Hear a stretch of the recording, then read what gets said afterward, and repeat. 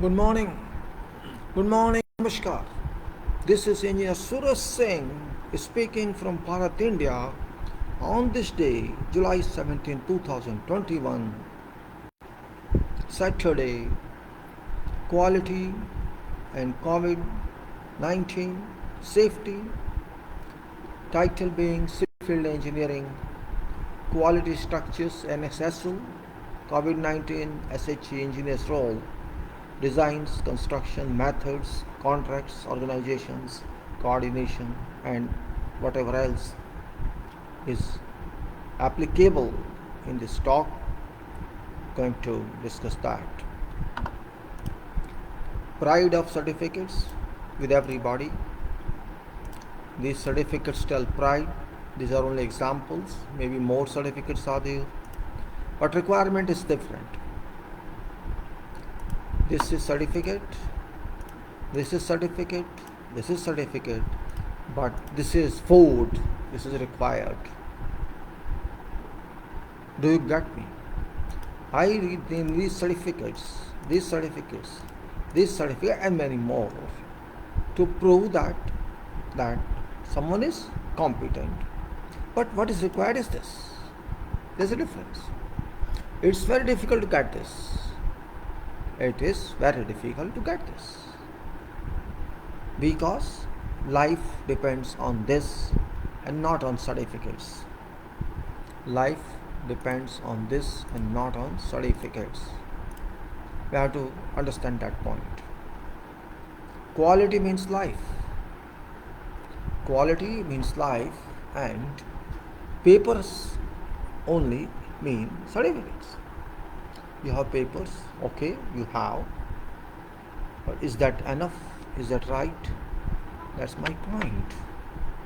If these persons who got these certifications, if they can't deliver what's expected of them,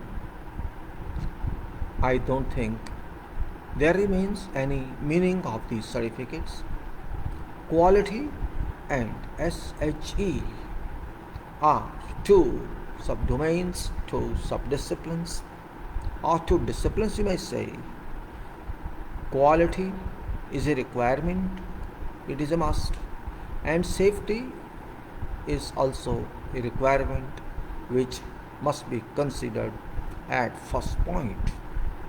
Safety means physical existence, health means physical and mental existence, and environment means, you can say, vicinity and encompassed space you live in, a space in which I work, a space in which I live, a scope in which I have to accumulate myself. That's environment, safety, health, and environment.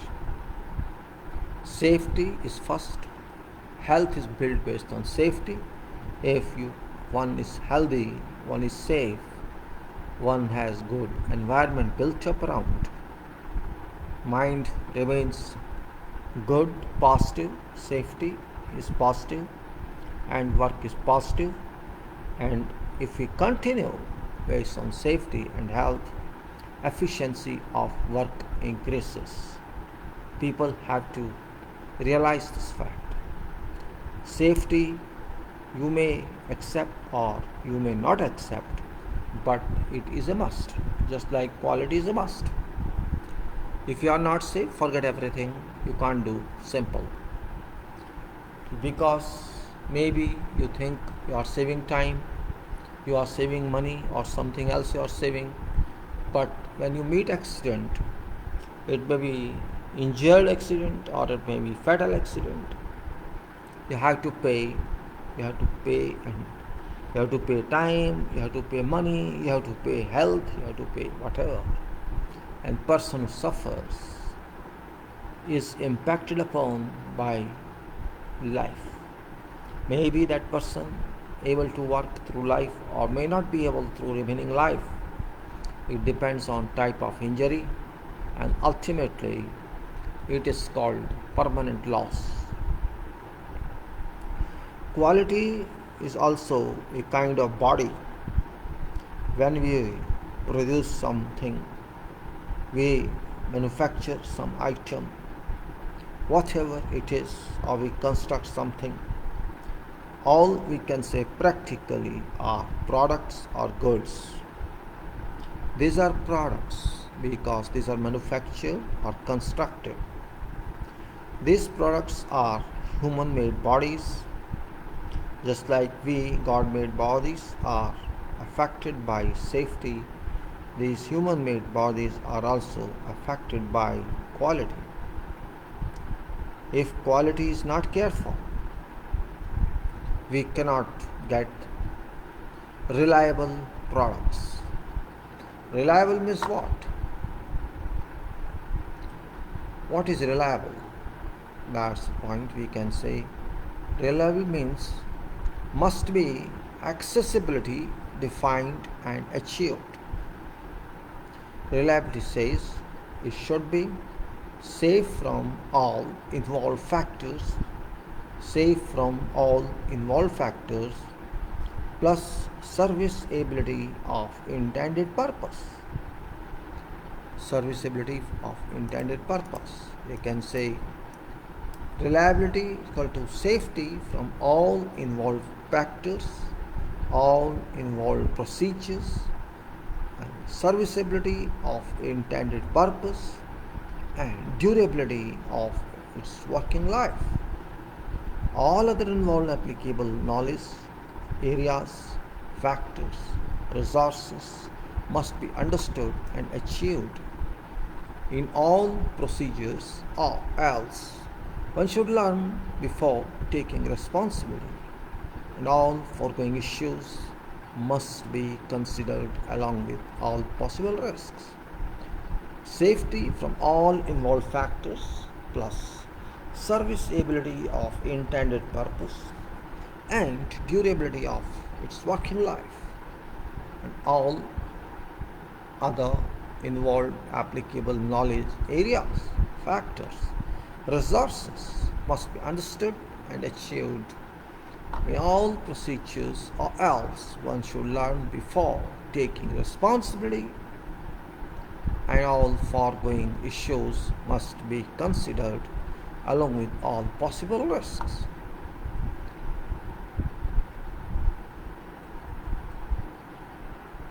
What are risks?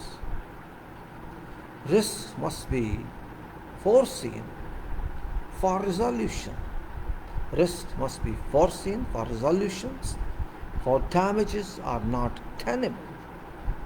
For damages are not tenable and must be controlled in advance. Inexperienced engineers may prove inefficient.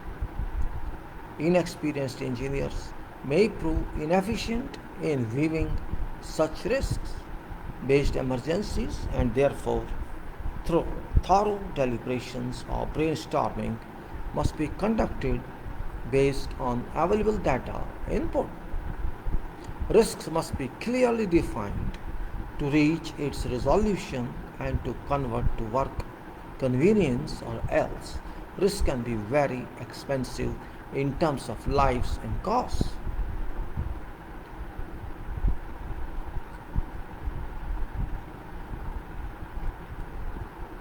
Method statements must be made necessary for activity, implementation, or else diverse ways can be used by site teams without achieving any level of uniformity and consistency. Method statement is a way that we can target quality. We can say this method statement shall give us this level of quality, this level of product. That's why method statements, which can be a kind of selection and election, what we have to do, and that we decide together, whoever are stakeholders on that work. And that's very important part we have to understand. That's why we can say construction method statements a must for implementation and not only for advertisement or publicity. Method statements, whatever are given in manufacturing or somewhere else, they may be implemented, but It's not method alone. It's product quality, it's product performance that would tell you whether or not product is quality one or its quality only lies in express terms on papers and not in practical world. Expression of specific detail in convenient format for work performance and define elaborate performance, or else no work can be carried out in sequence and output suffers, resulting in bad standard works. All activities must be taken care of, but it doesn't happen. Reasons being lethargy in attitude and undue strains in minds. Why should site work suffer? Because of deficiencies in designs. Design accountability must be fixed. If accountability on constructed product or element is required, design and construction qualities are complementary to each other, and without integrated coordination, activities worked upon shall result in qualityless results.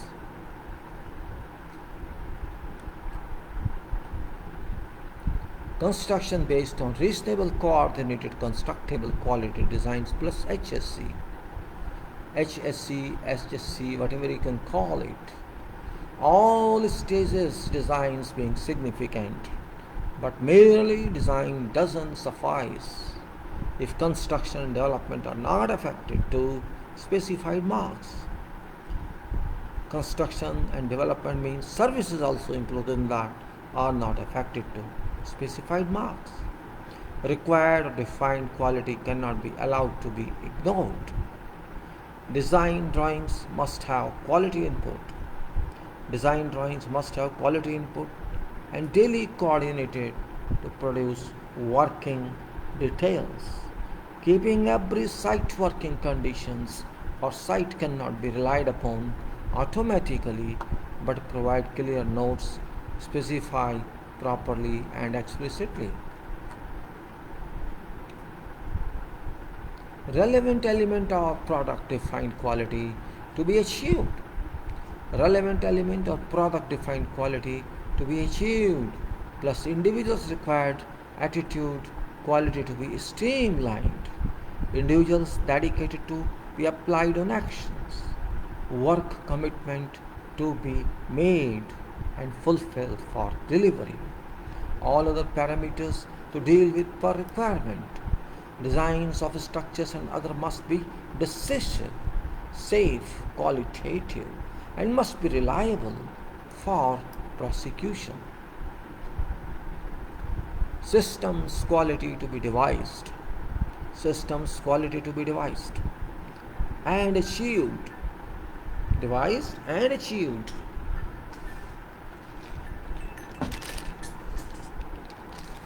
Systems quality to be devised and achieved, and broken system means broken life linked to broken system.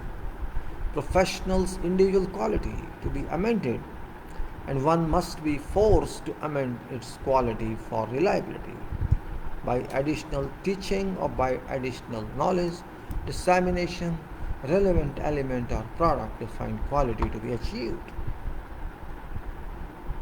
Engineers must realize quality facts, and in particular, civil engineers have to change quality aspect of society, or else quality cannot exist.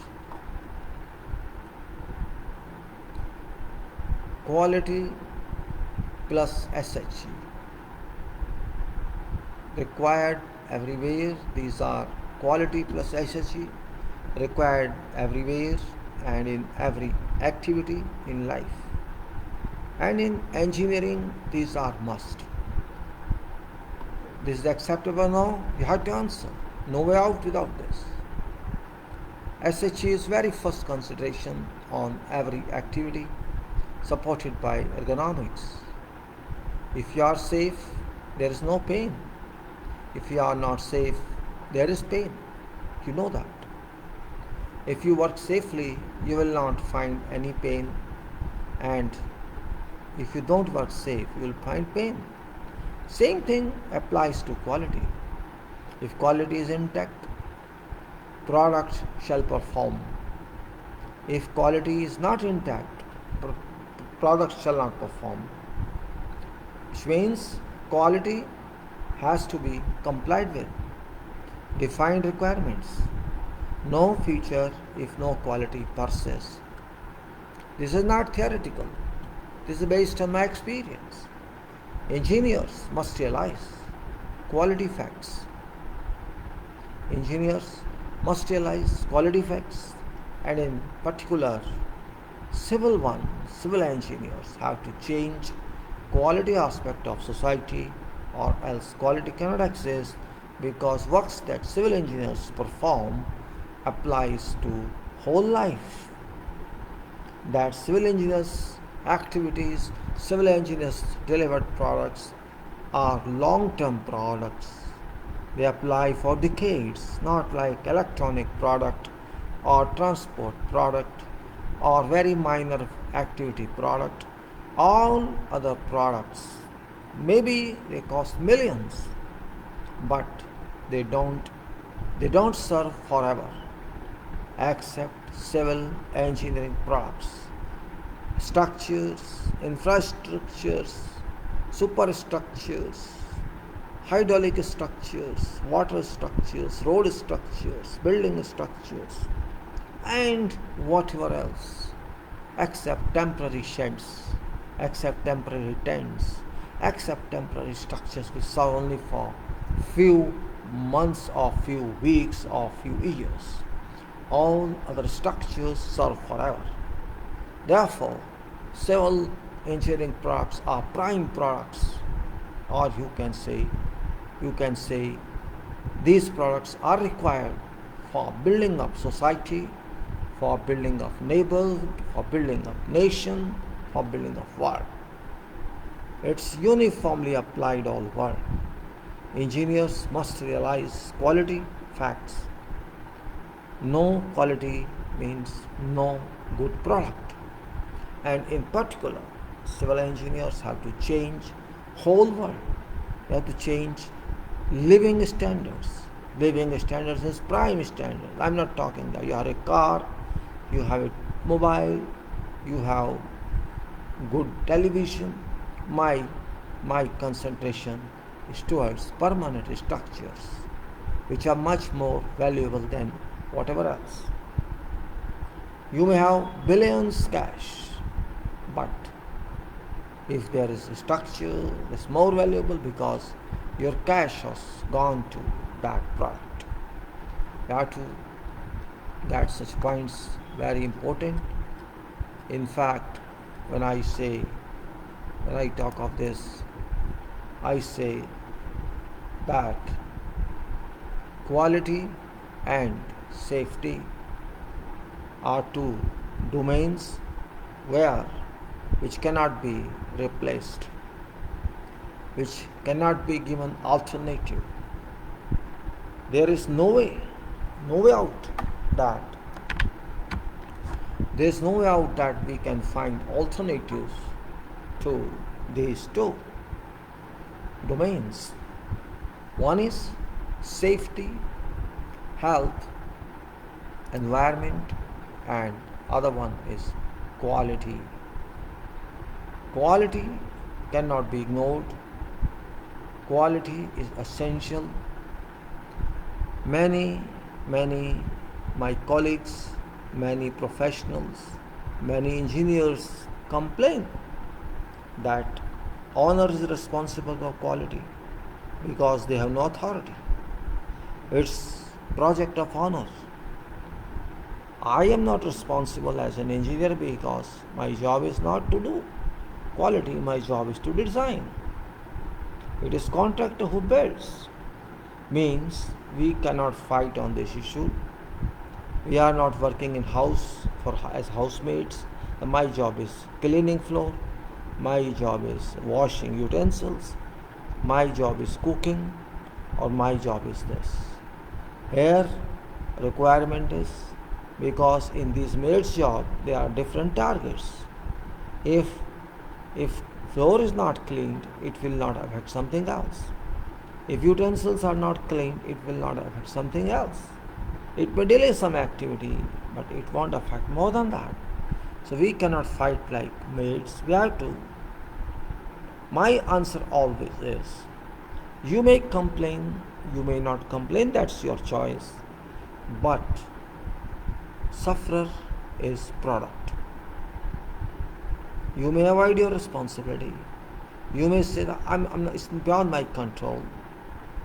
Owner doesn't listen, contractor doesn't listen, siteman doesn't listen, and quality man doesn't listen, and also design man doesn't care for these. But sick is product. Who is sick? I call a product delivered without quality is a patient, permanent patient, is sick one by birth, sick product by birth that cannot be modified, that cannot be amended. We have to consider that point very well, because quality is generally ignored, is generally given second treatment, and where there exists no concern for safety and health, for quality, only concern is to make money. I don't call that quality society, quality nation, and quality engineers. I can't call them.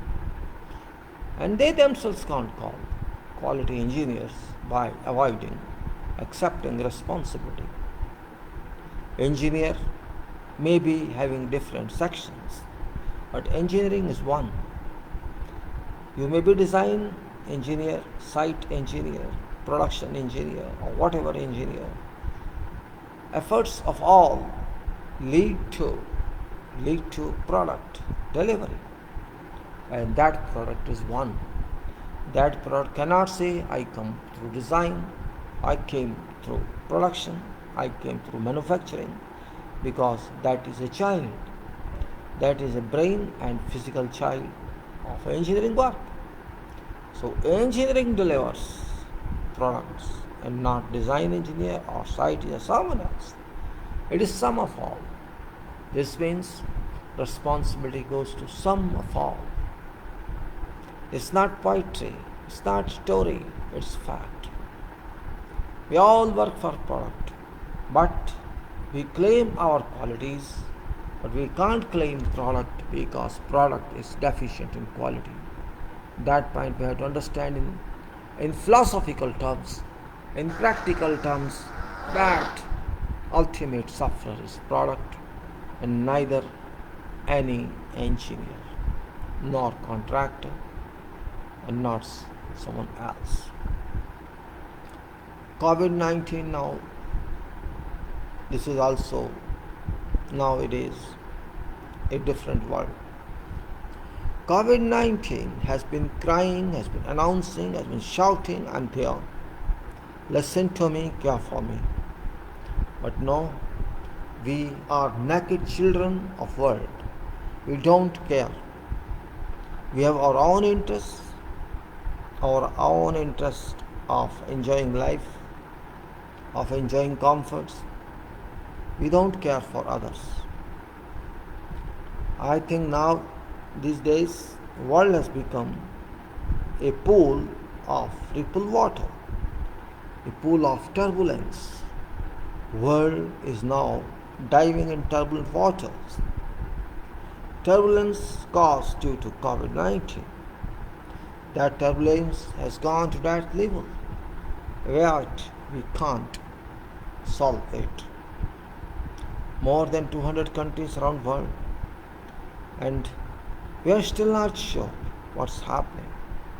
News are coming limited. I think news are not being released.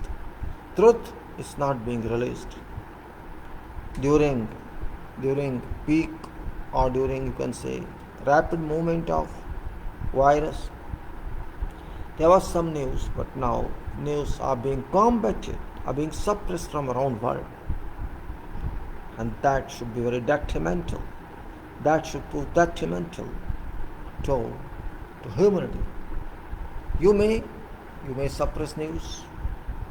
Politicians may do whatever they want, but loss of humanity cannot be controlled by politicians, cannot be controlled by someone else.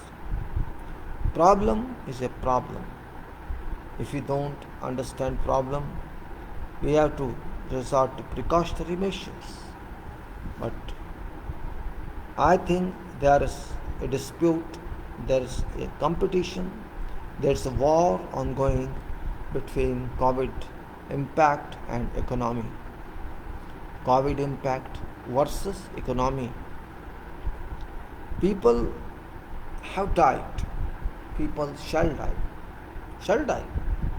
No one can stop them, because people have also been impacted upon, and they are not habitual to face sacrifices, to face struggles.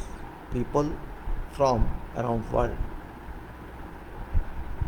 they believe in comfortable life because for so many decades they enjoyed. Now, because of COVID, restrictions have been imposed on them, and they don't want them. All over world, problem exists, we know. Also, economic problem exists, we know. But economic problem can be tackled. What about life? If people die, or people may die, or people become sick or infected, shall economy help? That point we have to raise. I'm not saying don't work. I'm not saying that. But economy is being broken. Economy is broken all over the world, and particularly in our country like Bharat, India, it's much more affected because human resource is still a dominant factor in our country. Human resource. We have human resource that is intelligent, that's brilliant, that's physically efficient, and this resource is very significant part of our life. We should be careful about everything. We should not be negligent. We should be smart enough to understand that problem lies and we cannot run away from that problem. COVID-19 is really very intelligent. It should be taken care of. But do we? That's my point. From Australia to, I think, America, from all other Africa to Middle East, you will find problem exists. When there is no news, this means something happens. Something happens very secretly. That should not happen. Hiding facts from people doesn't mean anything. You may hide facts, but you can't suppress facts. You can't suppress them. Facts can never be suppressed. Yes, can be delayed from publication, but can't be suppressed. Whole world has become that. In fact, whole world has become self-oriented. All countries are self-oriented. You know, it's a state of panic all over the world that is existing. A state of panic works everywhere. People are in panic, governments are in panic. And this panic means you can divert attention from COVID-19 You can divert attention from economical issues, and political people are only interested in preservation of their posts, preservations of their positions. It may be constitutional otherwise. They are only interested in image building. They don't want to accept facts. They don't want to say something that is positive for people. They want to hide everything, whether it's information or disinformation.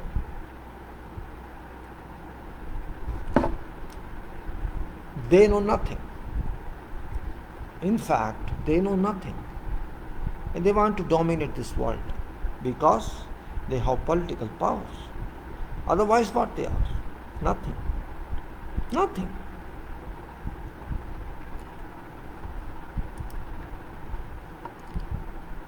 We talked till yesterday about safety. I have many other disciplines to talk, but because safety and quality are too significant for life, very, very important for life, I try to share information of safety and quality with everybody, because in our country, I can say my country Bharat, India, these two disciplines are not available, you can say proficiently, promptly. Our people don't care to respect safety and quality. You may say anything, it doesn't matter. I don't find any safety and quality culture in great country which is 1.3 billion people, which you can say is a considerable part of whole world, which cannot be ignored. And therefore, what level, what degree of quality work and safety availed here, or you can say can be conducted here, amounts to responsibility. Are we responsible? That is first point. Are we having any responsibility towards safety, health and environment? And are we having any responsibility towards quality? Both points are very important. My observation is that we are missing in both. Both. It may pinch someone, it may not pinch someone. And I think India, Bharat, is a country of intellectuals. It's a country of engineers. It's a country of doctors. It's a country of professionals. It's a country of traditional workers. Well, I think we have mass pool of every requirement. There is no dearth of engineers in ours. There is no dearth of professionals in ours. There is no dearth of good workers in ours. There is no dearth of anything except dearth of will, dearth of commitment, dearth of selfishness, selfless actions. We have dearth of decisive acts. Safety is very important part in every act of life. It's not that I'm talking of engineering only. I'm talking of world engineering, life engineering. Life engineering means our life itself is engineered. Our life is a part of engineering, real engineering, because we are now not living in wood or in forests, that there is nothing except nature, except trees, except plants or natural water, natural sun and everything. We are living in a world which is somewhat developed and somewhat being developed. And we are one of great part of world because of our population, because of our capability. But our capabilities are dull or dummy because we don't have any vision. First vision should start from safety and quality. If we have determination, if you have commitment, if you have devotion to achieve safety and quality. Achievement of safety is important because safety is temporary, but it impacts on life existence. But also, safety takes us to better quality working. Safety takes us to, you can say, a state where we are tension free, a state where we don't have tension, because we know our people are safe during work. And when they are safe during work, they will do better job. They won't have any kind of adverse stress in their minds. That state we want to see. It's not achievement. You can't say I achieved, we achieved that. No, this is not achievement. This is a requirement. Just like I have a requirement that my body should be good. Physically and mentally it should work safe. I don't want to tolerate any pain. Everybody thinks that, requires that. I don't want to experience pain because of bad health. That's where I say it's very important part. Nobody can deny this fact. But denial is not issue here. Issue is availing. How much are we aware? How much we are ready to accept facts?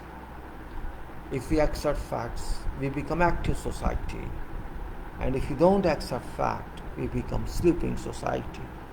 Are we sleeping in nature or are we active? Activity versus sleep. Sleep is of course very beautiful. It is relaxing. Sleeping is very important for us, but limited, not unlimited. Sleeping body or sleeping mind. Both have their own merits and demerits. Sleeping body is required momentarily for few hours to take rest, not otherwise. While mind can never sleep. Mind can never sleep. This is beauty of mind. This is power of mind. Those people whose mind keep active, they are very, very fortunate because they have energies to keep mind active and they are self-leaders. They can move self. You can say they are self-oriented. They can't sit without doing something that interests them. So, what I say, I will divert to safety issue, which is very dominant everywhere. I usually gradually come to topic and up to many small chapters I have come to now. Lifting, rigging and hoisting. Yesterday I showed to you certain practical documents on this, which are really important that we talked of, Sure.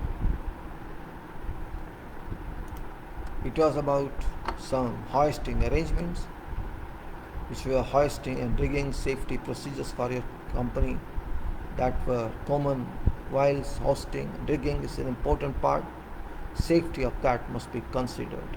We cannot leave it otherwise. The ability to move material safely from one location to another is necessary for many activities all over United States. Okay, it's a question of United States only.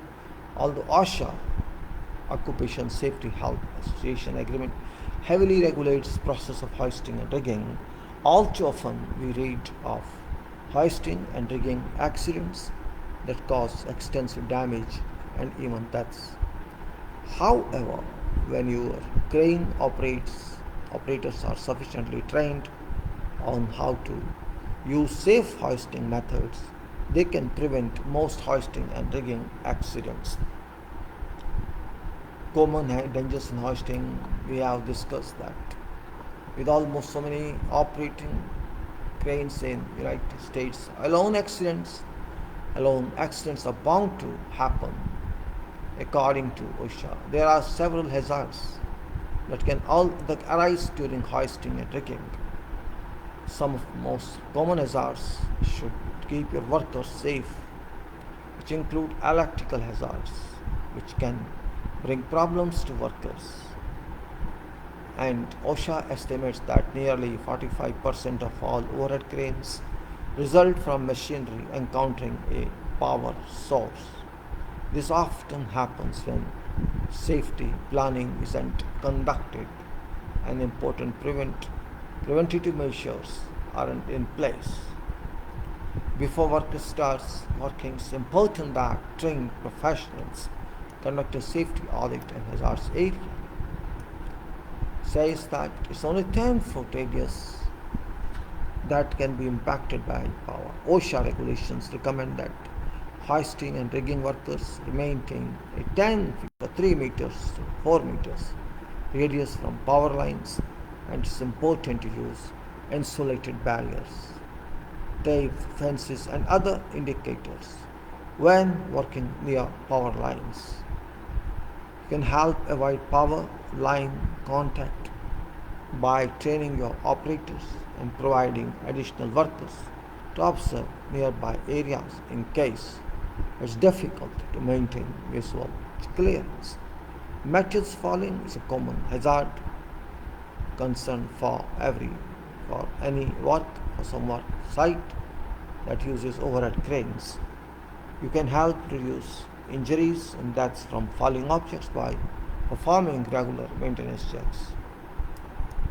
Routine load testing should be done to ensure that your workers are all aware of how many pounds a hoist can handle.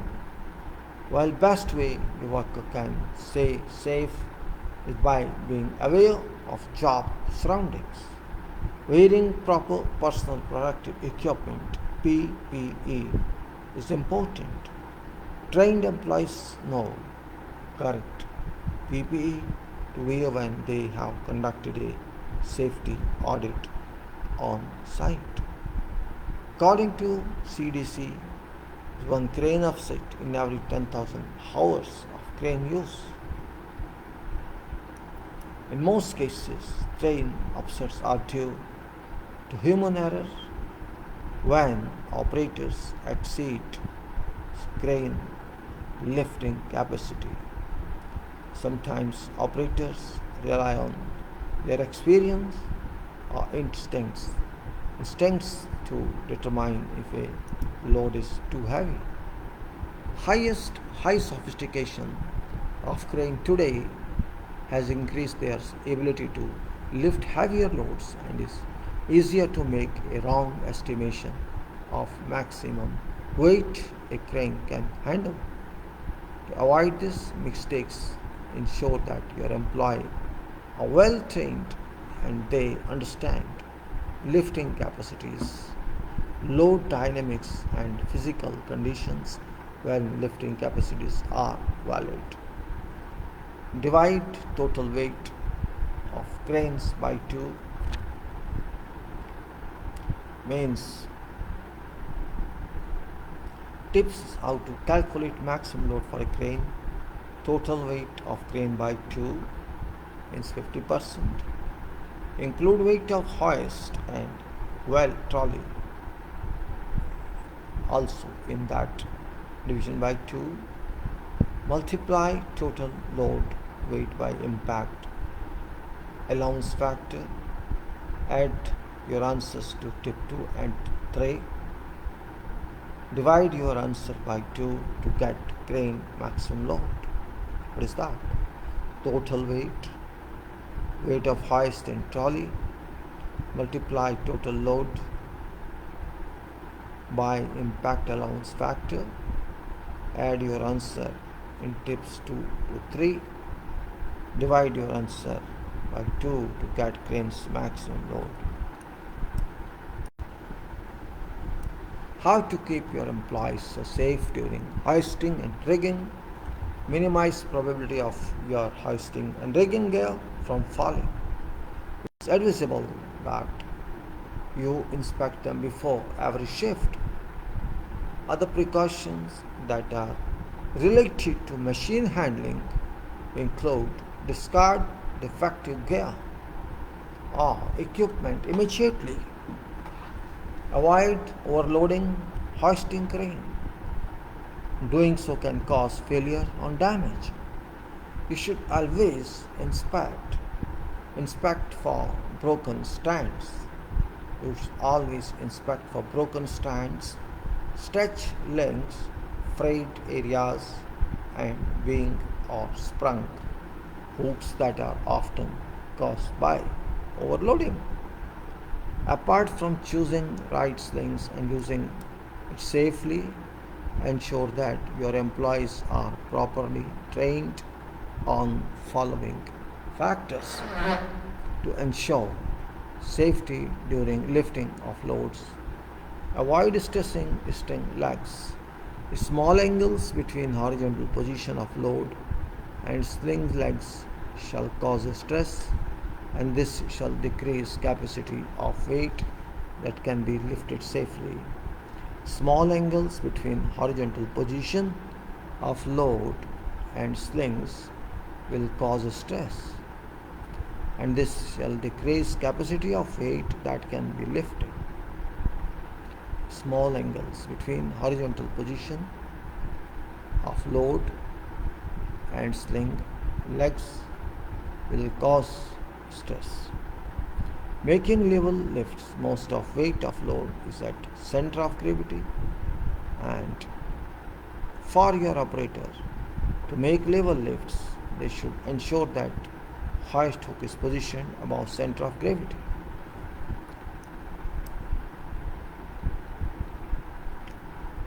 When it comes to safety of your employees while handling hoisting and rigging equipment, there's no substitute to being vigilant and having adequate and proper training. Ensure that you are OSHA compliant by signing up. Okay.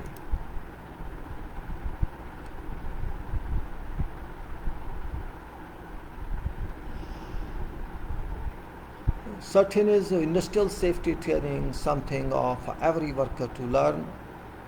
Then bearings and lubrication principles your industrial workers will encounter, and hydraulic troubleshoot tips and tricks to keep your facility running. And what's log out, tag out, you have to understand.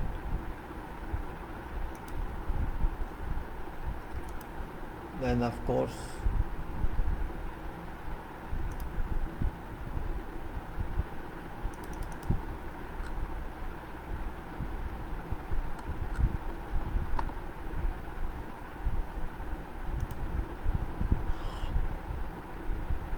beam trolley, beam clamps, web slings, air hoist, hydraulics.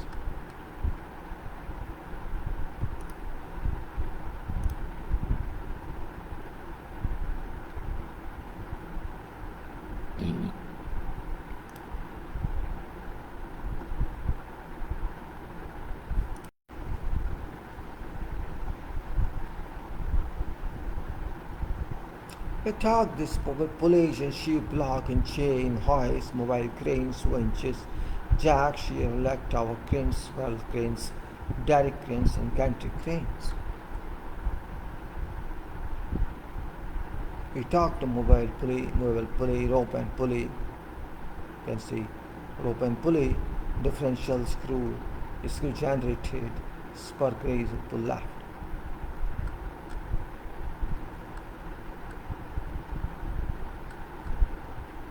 We have gone through all this.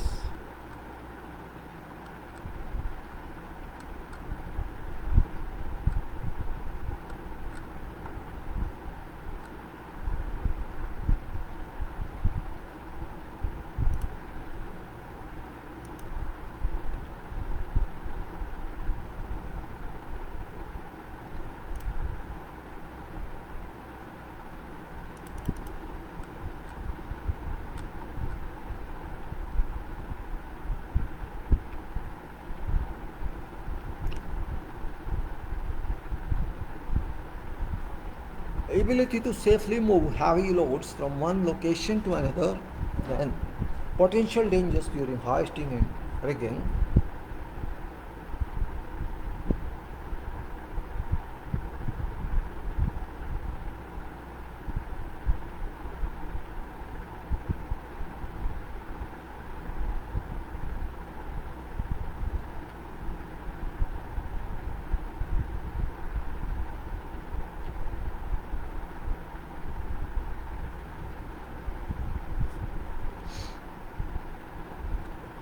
Improper weight calculations. Drop goes due to improper rigging, improper weight calculation, crane tipping, electrocution,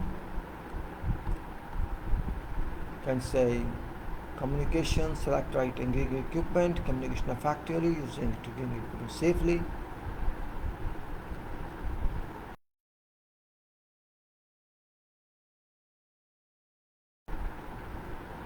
We'll go through this. Alright. Before that, we'll start now. Purpose, scope of this. This issue, this can say lifting, rigging and hoisting.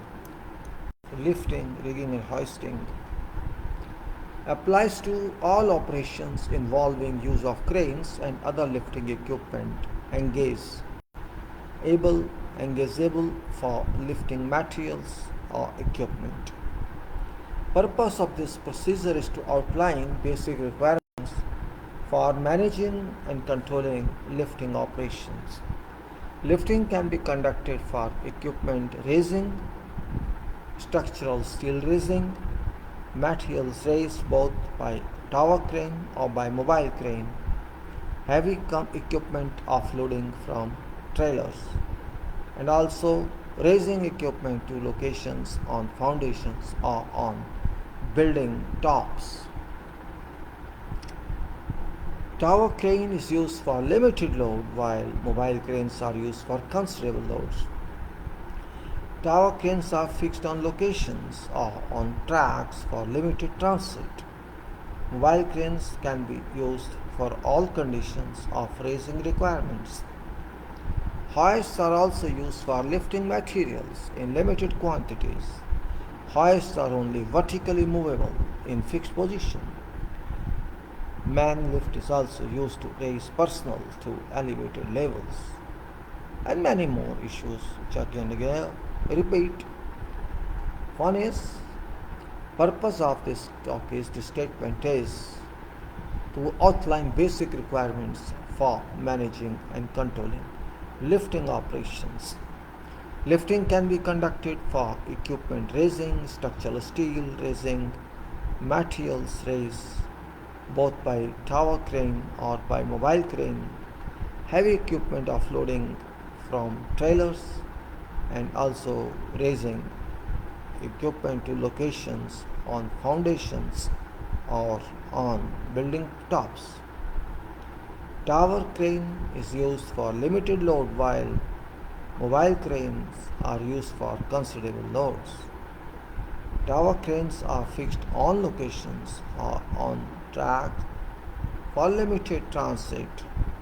Mobile cranes can be used for all conditions of raising requirement. Hoists are also used for lifting materials and for lifting. Can say hoists are also used for lifting materials in limited quantities. Hoists are only vertically movable in a fixed position. Man lift is also used to raise personnel to elevated levels. Definitions, you can say safety, company, contractor, subcontractor, client, personal responsibility, training, management. So training means training imparted for specific safety topic. Management, safety managers, project managers, engineers are same. Actually take it. And their responsibilities as only rigging study.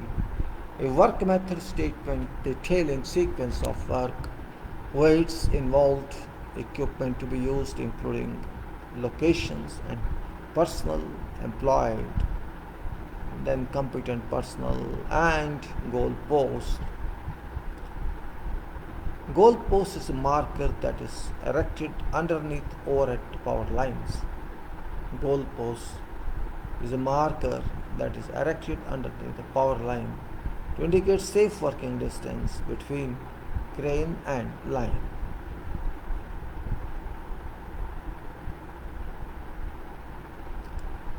Goal post is a marker that's erected underneath overhead power lines to indicate safe working distance between crane and line. Now, responsibilities are general. It's nothing very specific.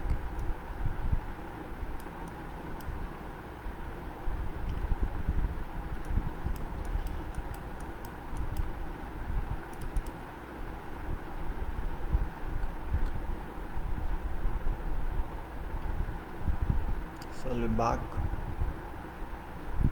back within some time here.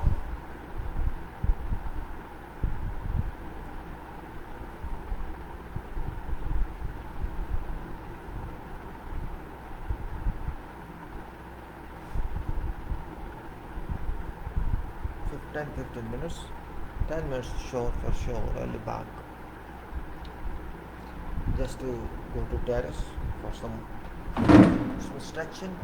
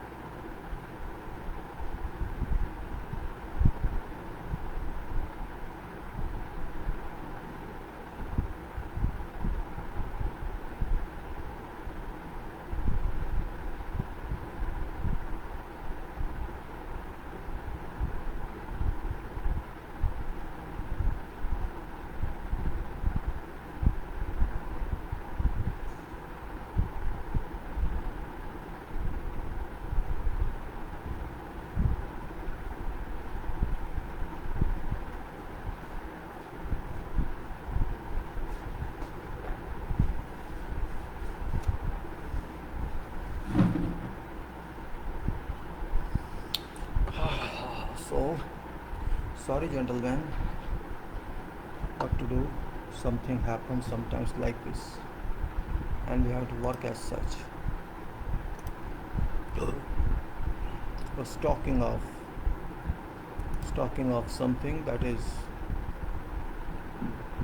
we had said that the ability to safely move heavy loads from one location to another location, and potential dangers during hoisting and rigging. And we can say employees should know how to safely use hoists in movement of bulky goods.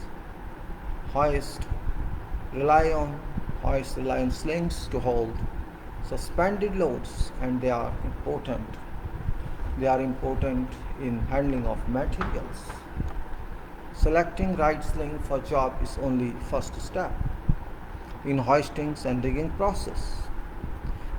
Next step should be to ensure that your employees learn how to safely hold and move suspended loads by providing them with safety training. Potential dangers during hoisting and rigging.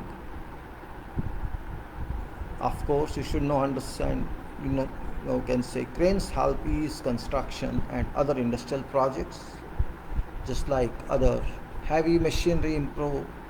Improper safety practices and attention to detail can cause tragic accidents. If you don't attend well, you can meet accidents. You should not understate the understand dangers of improper crane operations. By understanding some common causes of accidents during hoisting and rigging, you can help reduce likelihood of workplace injuries and fatalities. Some common causes can be draft goods due to improper rigging. Hoisting and rigging involves movement of heavy and oversized goods. When it's not done right, your goods may be dropped, which can endanger both your workers and your property. And this failed rigging is often as a result of human error from improper hoisting and rigging procedure to utilize broken machinery. A single wrong move can cause bulky goods to slide and fall. Improper weight calculations. Different rigging equipment have different weight limits, and excess weight can cause failure, leading to boom collapsing. To avoid collapse of your goods, ensure that everyone adhere to indicated weight limits. Additionally, your employee should be able to calculate total weight when preparing a load and include weight of hooks and chains that secure loads. Crane tipping is extremely dangerous for your workers. All these incidents are rare. Most of them are caused by wrong outrigger use. It's often related to poor ground conditions, including excavation, depressions, uneven grading, and voids. When pad is placed on wet,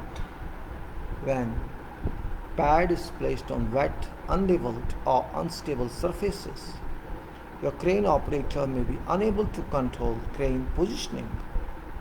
Through safety training, your employee will be able to conduct inspections, manage deflection levels, and analyze ground conditions. Electrocution. Although more and more towns and cities are shifting to underground power lines, it's not being implemented in all areas. Several areas still use overhead power lines, and crane operators should be keen when working in such areas. Unfortunately, OSHA statistics indicate that electrocution is responsible in one way or other. Every 10 construction deaths. How can formal training help employees to better handle hoisting and rigging activities? Workers who are involved in hoisting and rigging tasks should receive safety training. Safety should be your foremost concern when it comes to tasks involving moving airborne loads. Safety, safe rigging activities require knowledgeable riggers that always of all elements that can reduce capacity, affect hoisting and rigging safely, and ensure safe rigging, lifting, and landing of loads. Hoisting and rigging training also teach your employees how to select right rigging equipment. Selecting right rigging is very important as can make or break hoisting and rigging activities at your workplace. However, through employee training, your employees will learn how to calculate weight and size of loads and capability of your rigging equipment. Understanding weight limit of rigging equipment from hoist ropes to slings and hose will enable workers to create a strong structure that cannot be stretched beyond its limit. Communicating effectively, work sites tend to be noisy and it's important to have clear communication when rigging equipment are being used. Crane operators directions of sling loads and cranes which are out of sight.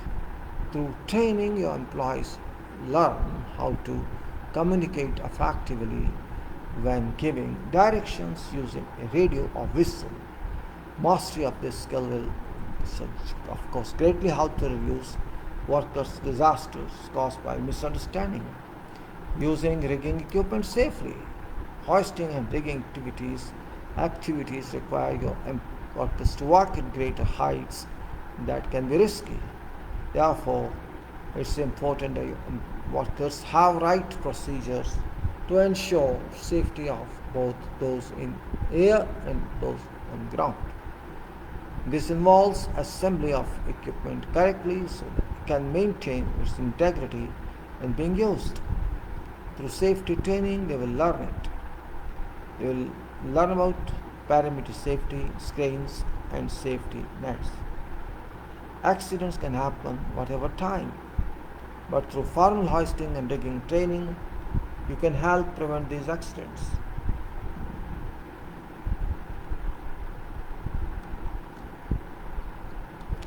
I think we should go forward. Now, in this case, we're saying about some responsibilities regarding, let us read this one by one. EPC contractor, you can say site in charge is responsible to ensure that overall requirements are understood and followed by all parties involved on lifting operations on project site.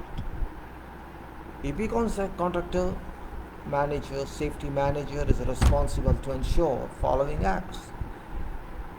That is, ensure that contractor and subcontractor organizations are familiar with this procedure, that all lifting activities, operations carried out being covered by this procedure. EPC contractor and subcontractor, superintendent and supervision in charge of work shall be responsible for following activities. Supervise all subcontractors carrying out lifting operations. Ensure that work method statements and risk assessments have been carried out per requirement by nature of lifting operation. Ensure that licensed or permitted riggers are available. A rigging study shall be conducted for all oversized lifts or lifts greater than 40 tons weight per capacity. Agree location position of crane in relation with overhead power lines, utilities, etc. Ensure that work permits that may be required are provided, and ensure equipment is adequate and duly third-party certified. EPC contractor and subcontractor supervision in charge of lifting operations shall be responsible for following activities. Communicate requirements of work method statements and permits with all responsible employees and personnel. Ensure that areas around lifts are barricaded. Ensure that lifting equipment is suitable to meet required trade capacity. Subcontractor, maintenance shop supervisor is responsible for following activities: regular inspection and maintenance of equipment, including entering records. Operators have a current valid license in compliance with local regulations. Accidents usually of very severe nature. Accidents usually of very severe nature involving failure and damage of lifting equipment have been noticed frequently on various sites. Such accidents results in heavy human life losses and other damages on site. Causes leading to such accidents may include operator's error, inadequate inspections and maintenance of equipment, failure to plan operation with due precautions against overhead power lines, poor ground conditions and other possible obstructions, overloading and misuse of equipment. So there are a few can say. First is operator's error by operator is the cause is operator's error. Inadequate inspections of equipment, inadequate maintenance of equipment, failure to plan operation with due precautions against overhead power lines, poor ground conditions and other possible obstructions. So overhead power lines and poor ground conditions and other possible obstructions, overloading and misuse of equipment, cranes, arrangements and referred documents for safe and efficient management, organization of crane operations set out in this procedure must be adhered to in respect to whatever cranes are brought to site. Crane operators must be appointed meeting following requirements. Must be 21 years old and licensed, competent to operate crane,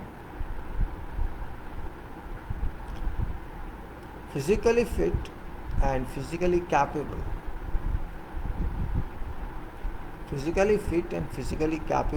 of operating crane safely, understand duties of rigger and banksman with full understanding of signals used, adequately trained on crane assigned to operate.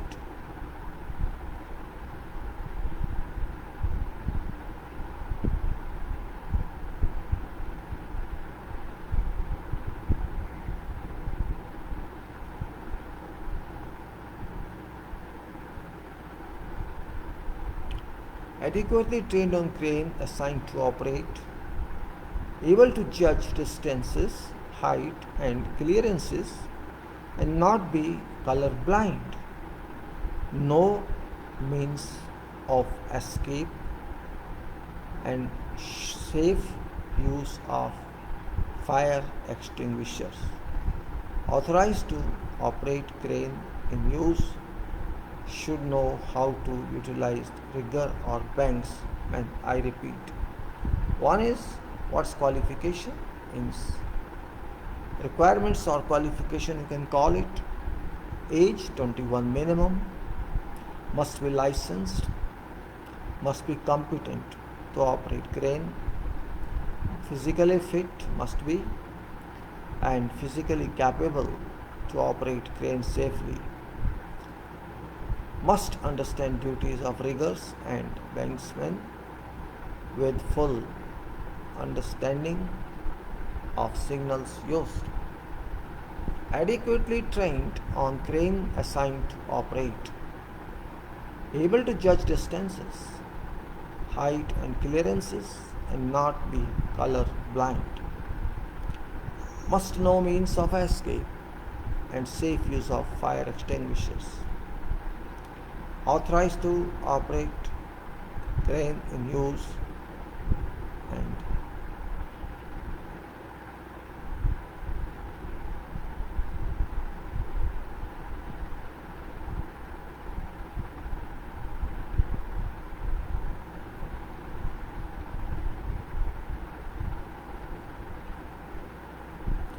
should know how to utilize riggers or banksmen. Banksmen or riggers. Banksmen or riggers must be trained and competent for task.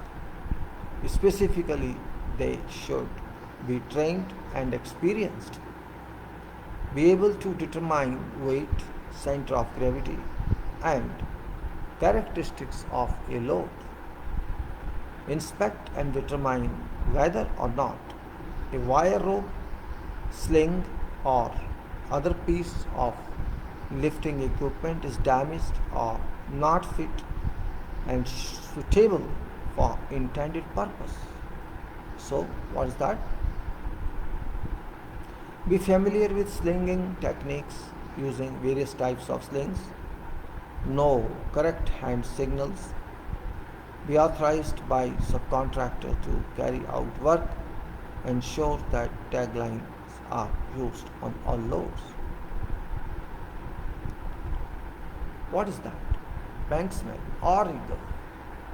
They must have training and competency for tasks specifically given to them.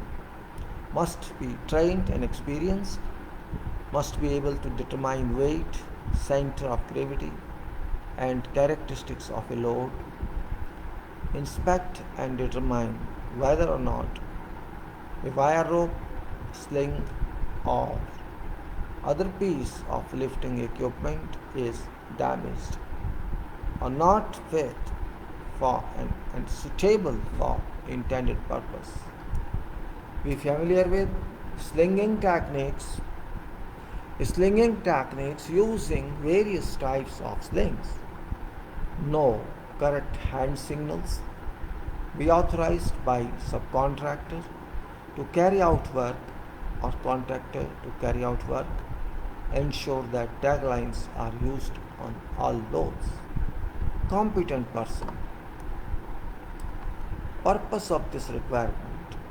Subcontractor company involved in lifting operations on the site shall appoint a competent person approved by contractor to have an overall control of lifting operations. Duties shall specifically cover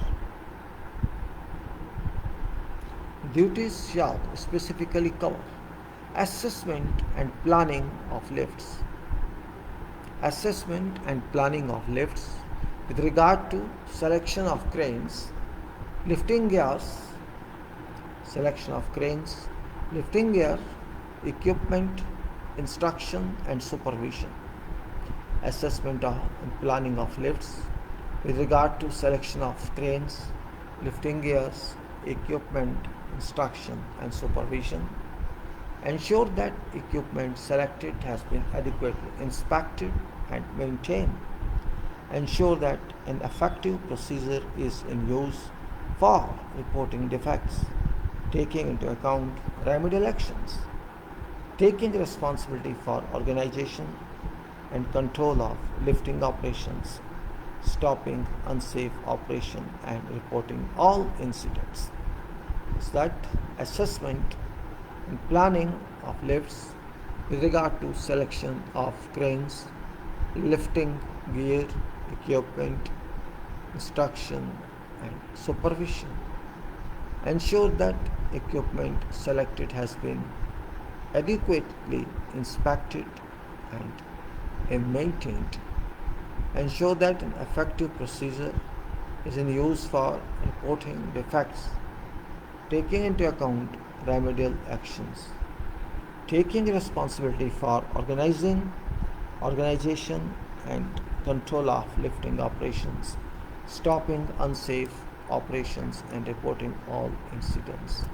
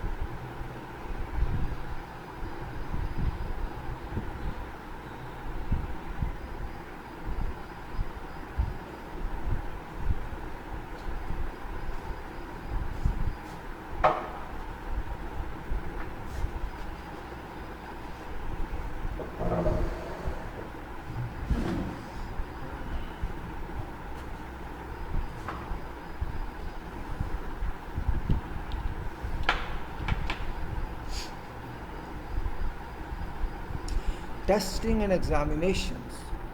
Cranes brought to site.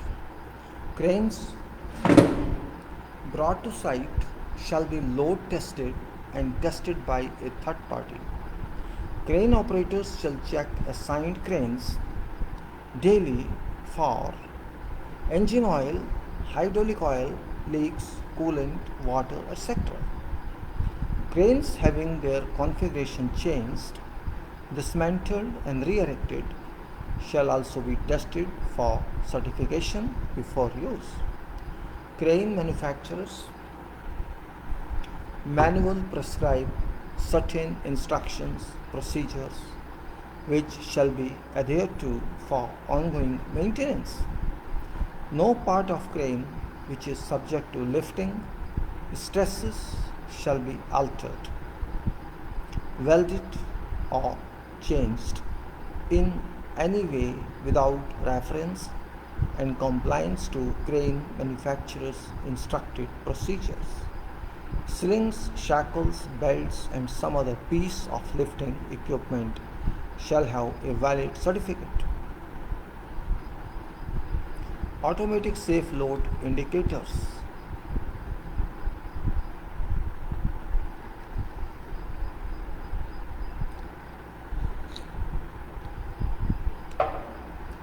Automatic safe load indicators must be tested and thoroughly examined after erection and or installation of crane before use. That is, automatic safe load indicators must be tested and thoroughly examined after erection and or installation of crane before use.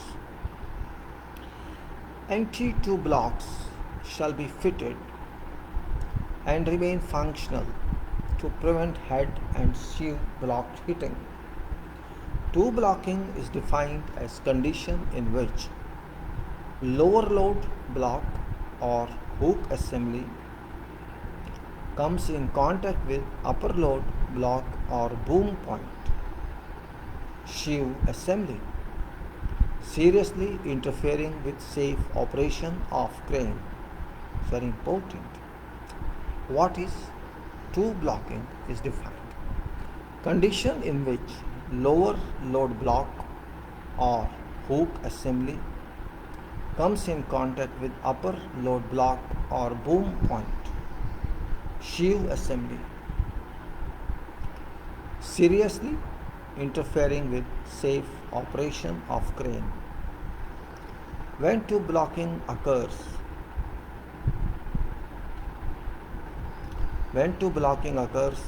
life-threatening forces can be applied to hoist or hook arrangement, either breaking hoist line or disengaging load straps from hook. This may cause load hook to fall. Or lose load, which may imperil lives of those working or standing directly below.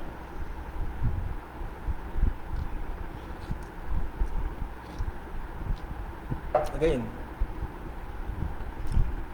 NT2 blocks shall be fitted. NT2 blocks shall be fitted and remain functional to prevent head and sheave block hitting. Head and sheave blocks must not hit. Two blocking is defined as condition in which lower load block or hook assembly comes in contact with upper load block or boom point sheave assembly, seriously interfering with safe operation of crane. When two blocking occurs, life-threatening forces can be applied to hoist or hook arrangement, either breaking hoist line or disengaging load straps from hook. This may cause load hook to fall or lose load, which may impair lives of those working or standing directly below. Load radius indicator.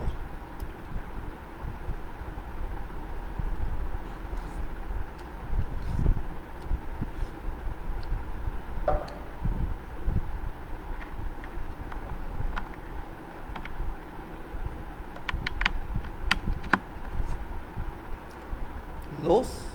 Now every crane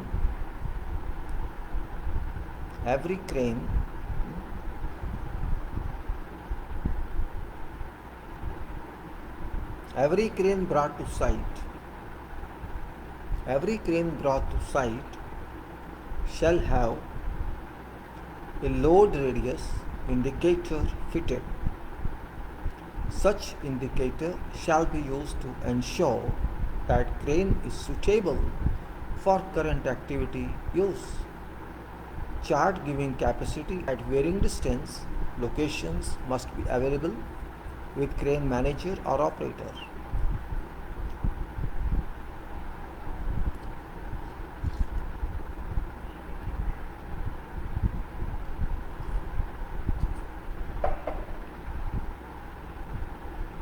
Ground stability. When planning to lift, consideration must be given to ground conditions. Bases could be additionally provided below jacks for further improvement to receive reactions. Outrigger and track loading should be established before sighting crane. Outrigger and track loading should be established before sighting crane, taking into account added weight when lifting operations work. When locating a crane in live operational areas and on concrete ground, safe load limits should be calculated in conformance to specification of provided concrete, foundations, etc. of area involved. For other areas, density and compaction qualities should be assessed. One should not reach a state when lifting crane itself is lifted during hoisting operation.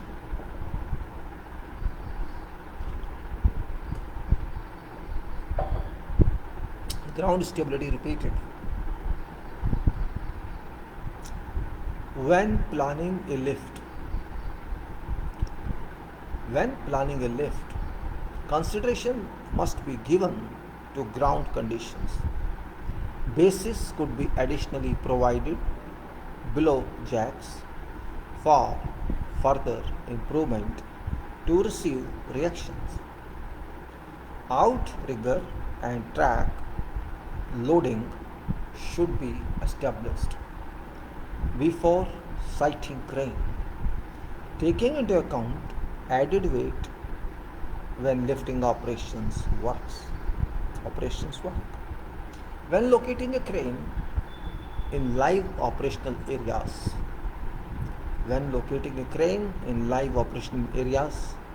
and on concrete ground, safe load limits should be calculated in conformance to specification of provided concrete, foundations, etc. of area involved.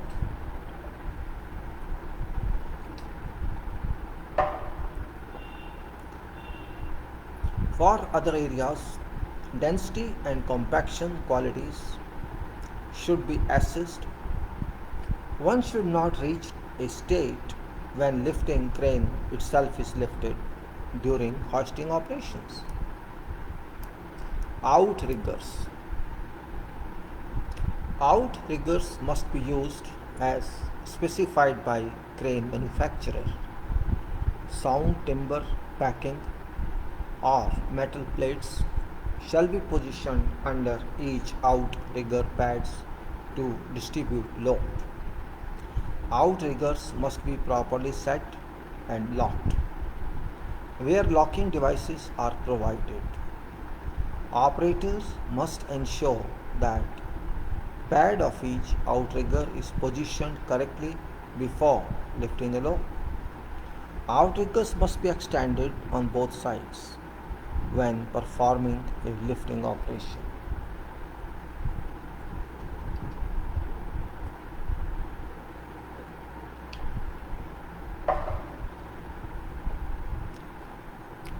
Piling operations. When cranes are used for piling operations, a determination should be made to ensure that jib and hoist ropes are not overloaded.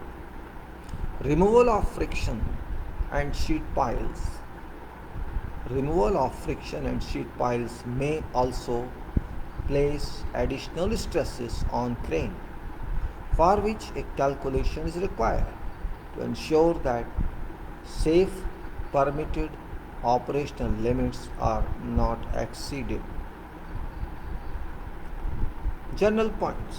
Length of jib shall be kept to minimum. Crane manufacturer's manual shall be referred to. Ensure that piling operations are permitted. Extraction of piles shall be carried out with a smooth pull and steady tension. Consideration for fitting of a buffer spring, shock absorber, buffer spring or shock absorber between crane hook and extraction hammer. Personal carry. Personnel may only be carried on a crane with use of a man cage, and they shall be tied off above hook assembly. Personnel may only be carried on a crane with use of a man cage, and they shall be tied off above hook assembly. This practice shall be followed when use of hoist, cherry picker and scaffolding are impractical. Crane use must be fitted with dead bench controls and incapable of free fall operations.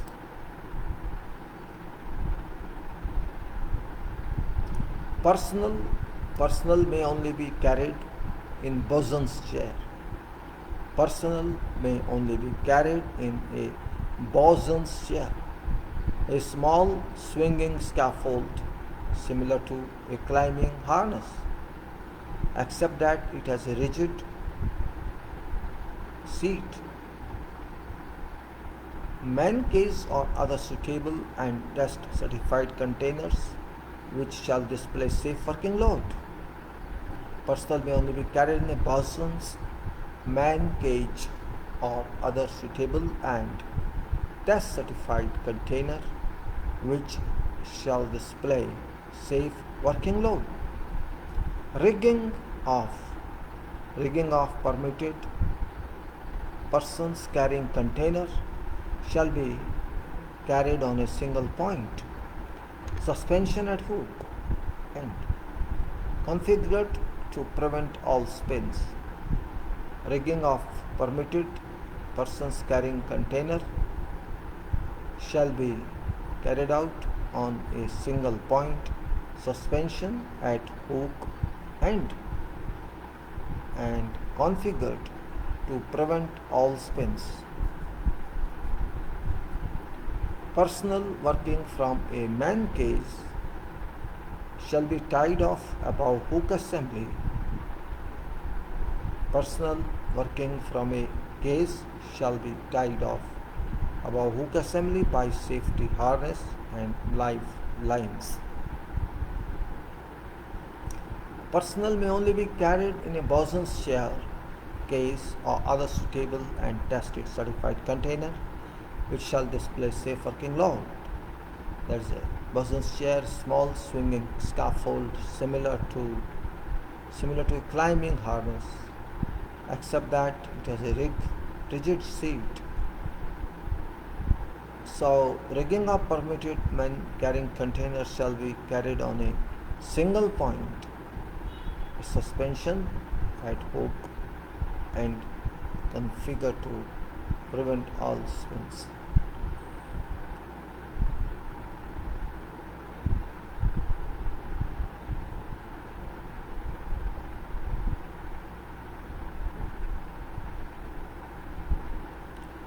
Personal working from a man case shall be tied off above hook assembly by safety harness and lifelines. Personal working from a man case shall be tied off above hook assembly by safety harness or lifelines. Fly jibs. Fly jibs on telescopic cranes shall only be erected or dismantled by a competent person, normally crane operator. Excavators.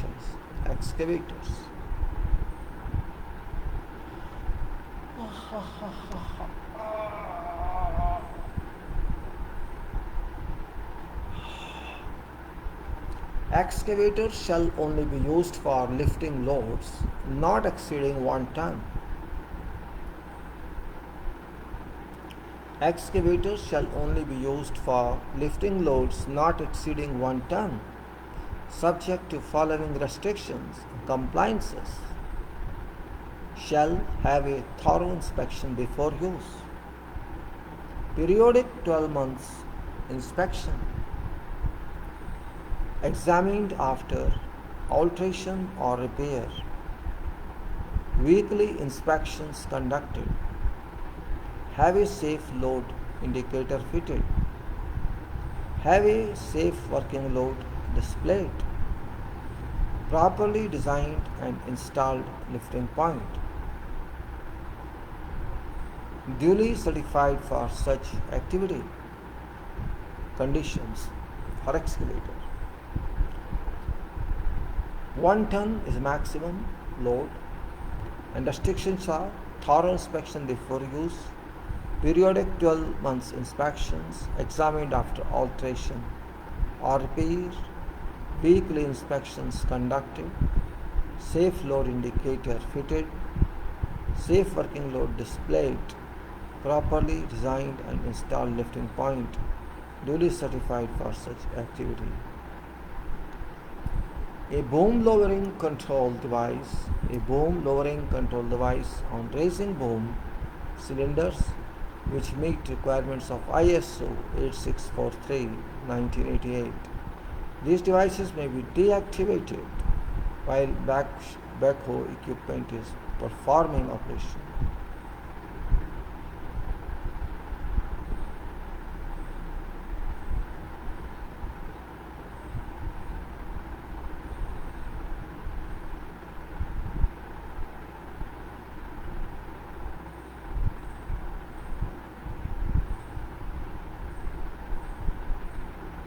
Then say here a boom lowering control. Okay, these devices may be deactivated while backhoe equipment is performing operations other than object handling. Activation shall be clearly indicated. Controls of deactivation shall be within operator's zone of comfort.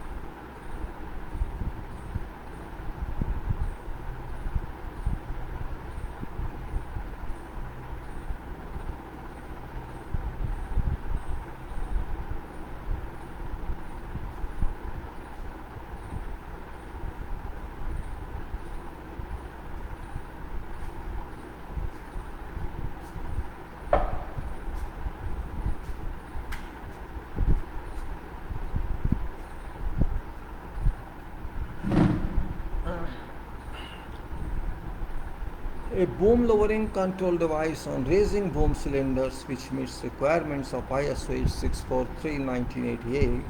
These devices may be deactivated while backhoe equipment is performing operations.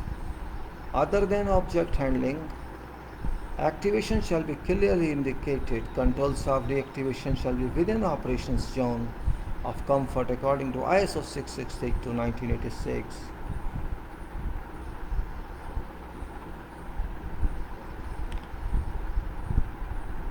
A boom lowering control device on raising boom cylinders which meets requirements of ISO 864388. These devices may be deactivated while backhoe equipment is performing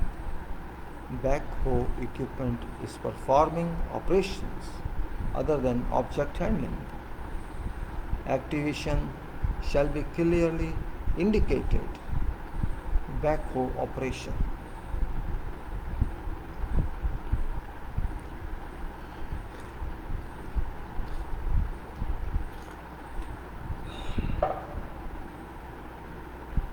Requirements of hydraulic excavators.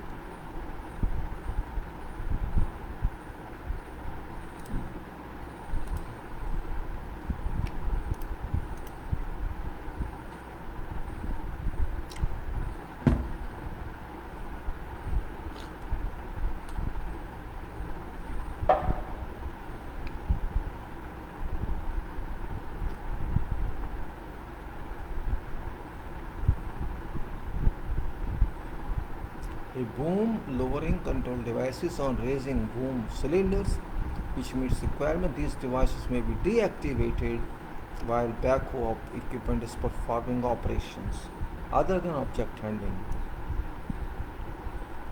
Requirements for hydraulic excavators. Hydraulic excavators.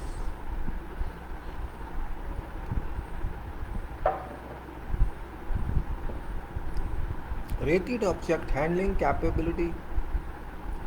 Rated object handling capacity table. A table of rated object handling capacities established by manufacturer shall be provided at operator's station. Load safety devices. Excavators intended for use in objects handling operations and with maximum rated lift capacity 1000 kg as defined by ISO 10567-1992 or an overturning moment that is 40,000 Newton meter. 40,000 Newton meter, 40 Newton I think.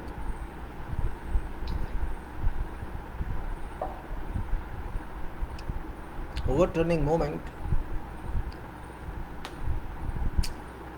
can say 4 ton meter should be, I think, no, 40,000 Newton meter. 1 Newton is 100 gram. This means 1 Newton is 100 gram. 40,000 Newton, which means 400. No, 40,000. 1 Newton is 10 gram. Sorry, 100 gram or 10 gram? 100 gram. So 100 gram. So 400 gram meter. 40 kilonewton it is. 40 kilonewton. Sorry, 40 kilonewton meter. 40 kilonewton meter, and it's 4 ton meter. 4 ton meter.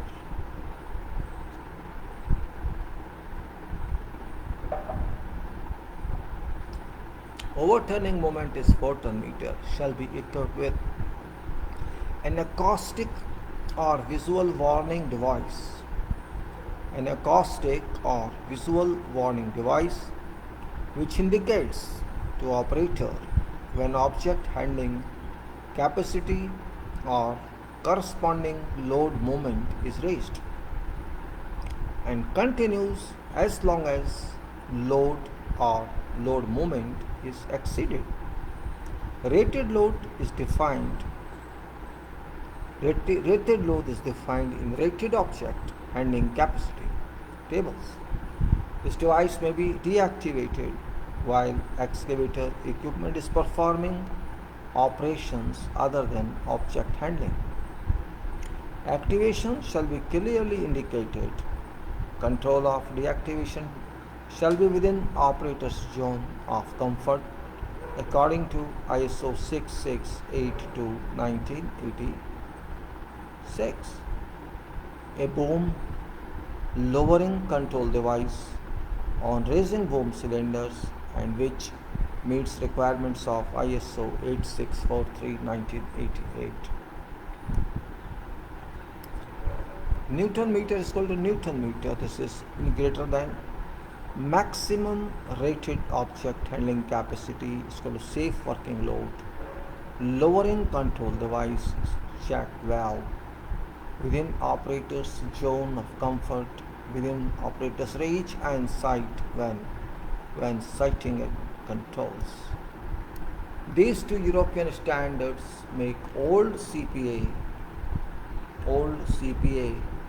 FMC EC booklet guidance for excavators used as cranes out of date. Many shall be familiar with chart that was published in 91 in booklet and reproduced by many manufacturers in their own manuals. Effect on wind speeds on crane operations. When wind velocities are about 32 km per hour, rated load and boom lengths shall be reduced according to manufacturer's specifications. Wind forces are greater at height by as much as 35% or more. Wind forces are greater at heights by as much as 35% or more. All lifts above ground level must account for wind force, that is side loads, downdrafts, etc. as applied to load and boom. Overhead power lines. There is an area surrounding every power line that is referred to as an absolute limit of approach. It is strictly forbidden to move crane, boom or load line into or through this area unless line has been de-energized or insulated. There are no exceptions. Absolute limit of approach varies according to following table. Line voltage up to 250,000 volts. Absolute limit of approach 6 meters. Overhead over 25 to 50,000 volts 7.5 meters. What is that? Again, there is an area surrounding every power line that is referred to as an absolute limit of approach. It is strictly forbidden to move crane, boom or load line into or through this area unless line has been de-energized or insulated. There are no exceptions. Absolute limit of approach varies according to the following table. Up to 250,000 volts, 6 meters. Over 250,000 volt, up to 250,000 volts, 6 meters, and over 7.5 meters. Once voltage has been identified, then height restrictions, goal posts should be erected at both sides of overhead lines to indicate safe working distance. Safety marking.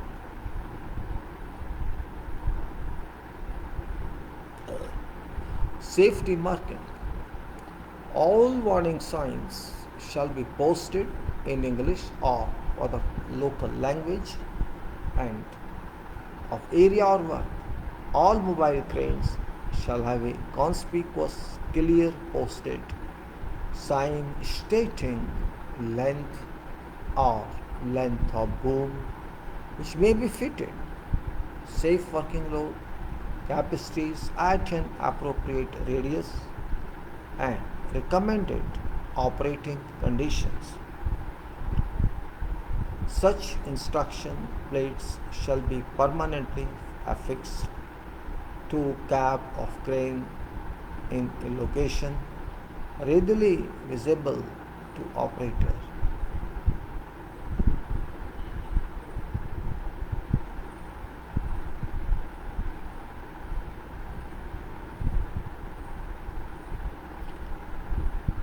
All mobile cranes shall have a conspicuous, clear posted sign stating length or lengths of boom which may be fitted, safe working load capacities at an appropriate radius, and recommended operating conditions. Such instruction plates shall be permanently affixed to cab of crane.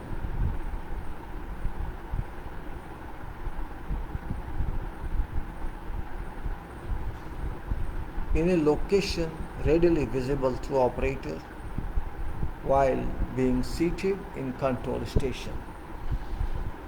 A sign warning of danger of overhead power lines shall be mounted in each crane. A sign warning sign of danger of overhead power lines shall be mounted in each crane. Lifting operations checklist.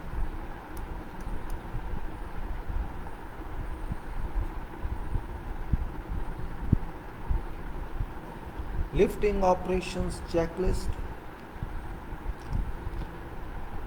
Has person responsible been adequately trained? This is number one, you have to check. Person is trained or not trained.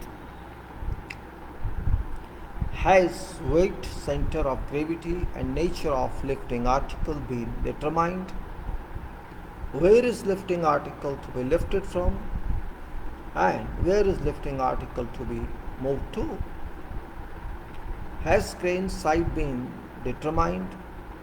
And is it in best location? Has account been taken with regard to length of slings, etc., and clearance between load and crane jib.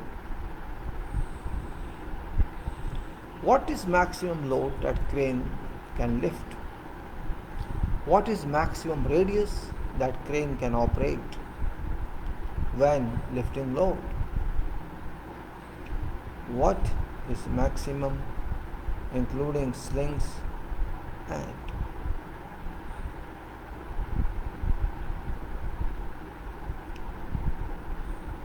what is maximum radius that crane can operate when lifting loads? What is maximum including slings, spreader beam, etc. that crane shall be lifting? Has crane site been determined and is it in best location? Has account been taken with regard to length of slings, etc. and clearance between load and crane jib? What's maximum load that can be lifted? What's maximum radius that crane can operate without lifting load? What's maximum including slings, spreader, beams?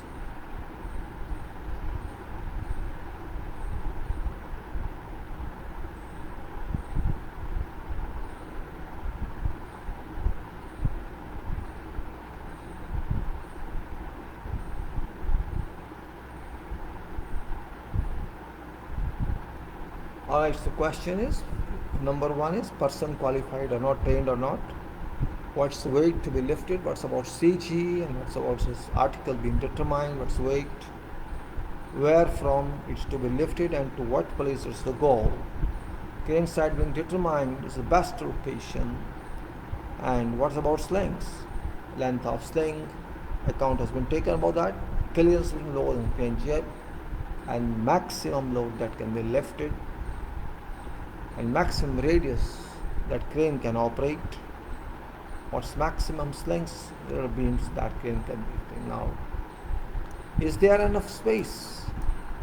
Is there enough space to erect and operate crane and maintain a safe distance between counterweight and some fencing? Is there enough space to erect and operate crane and maintain a safe distance between counterweight and some fencing, building, etc. to enable pedestrian access?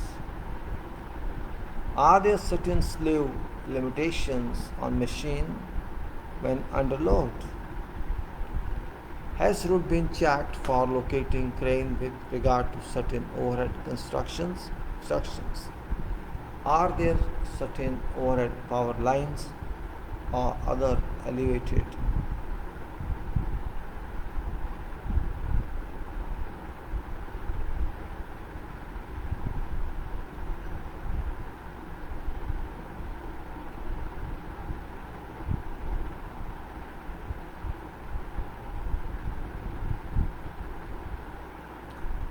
Is there enough space to erect and operate crane and maintain a safe distance between counterweight and some fencing, building, etc.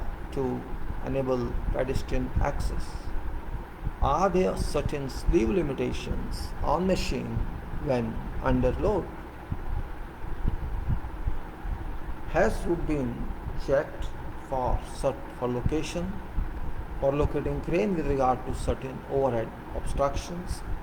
Are there certain overhead power lines or other elevated obstructions which crane is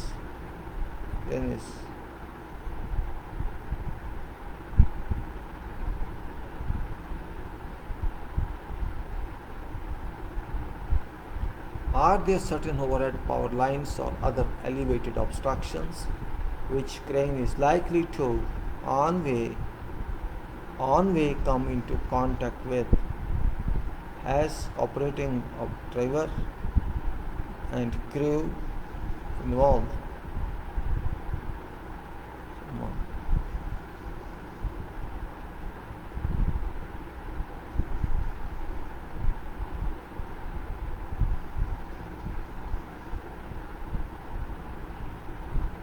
has opening driver, has operating driver, and crew involved in lifting operation being fully briefed.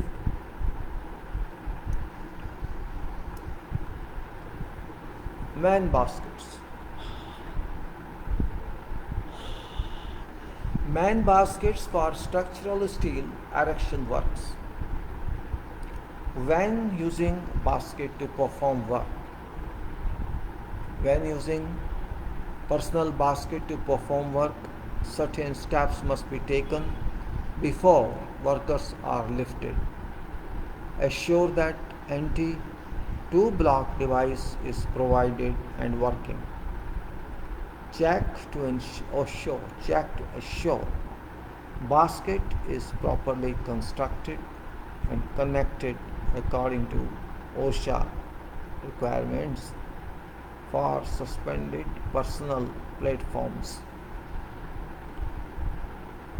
Inspect wire ropes and slings for wear or frayed areas to be sure that they are capable of supporting at least 7 times intended load.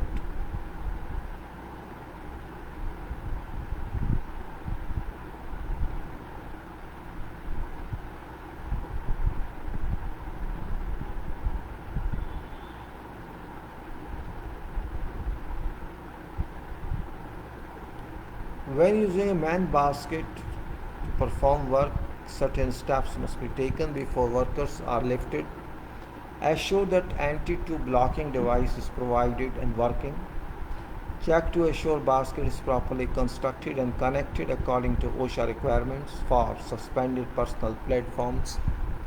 Inspect wire ropes and slings for wear or frayed areas to be sure that they are capable of supporting at least 7 times intended loads.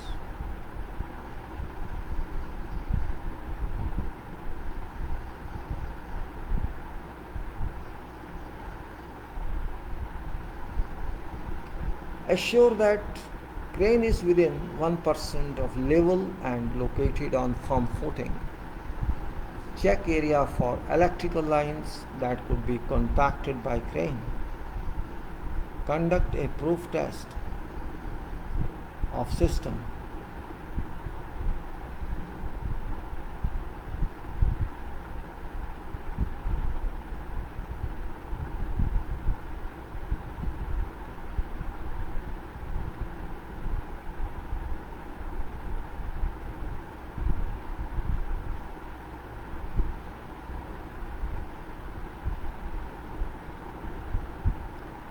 Check area of electrical lines that could be contacted by crane.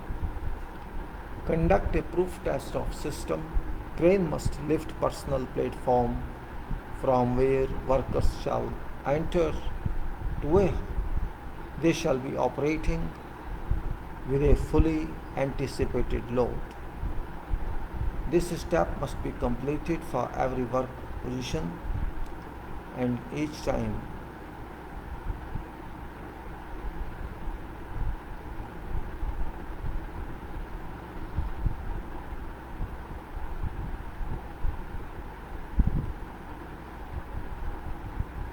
This step must be completed for every work position and each time crane is moved. Assure that proper fall protection is utilized by employees, personnel working in basket.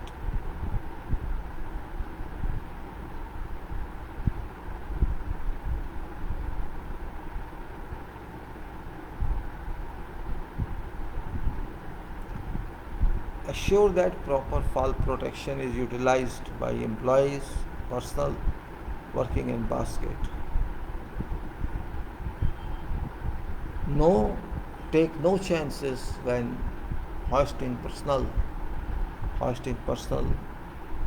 In main baskets, always think safety. Hoist.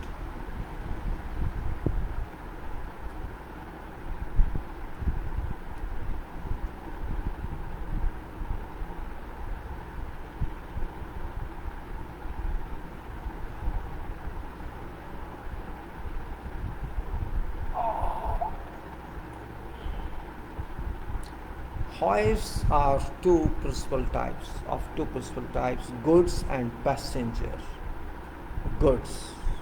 Enclosure. Hoist ways hoist ways are required to be fenced at all points. Where exists certain possibility of a person being struck by hoist or some part of its equipment, gates are required to be fitted at access. Exit to hoist is required.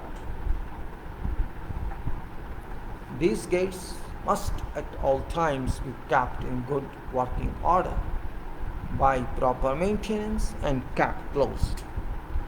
Whenever platform is in motion, function or not functional, parked at a particular level.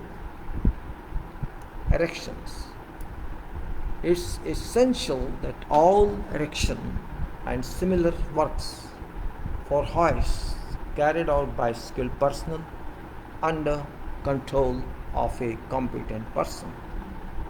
Erectors must work strictly in accordance with manufacturer's instructions. Operators of hoists are required to be trained and must be fit for carrying out jobs. It is recommended that hoist operator hold certificates of training, attain pass approval. One person only should be appointed in charge of one machine, as there is a risk of accident if more than one person be appointed for control.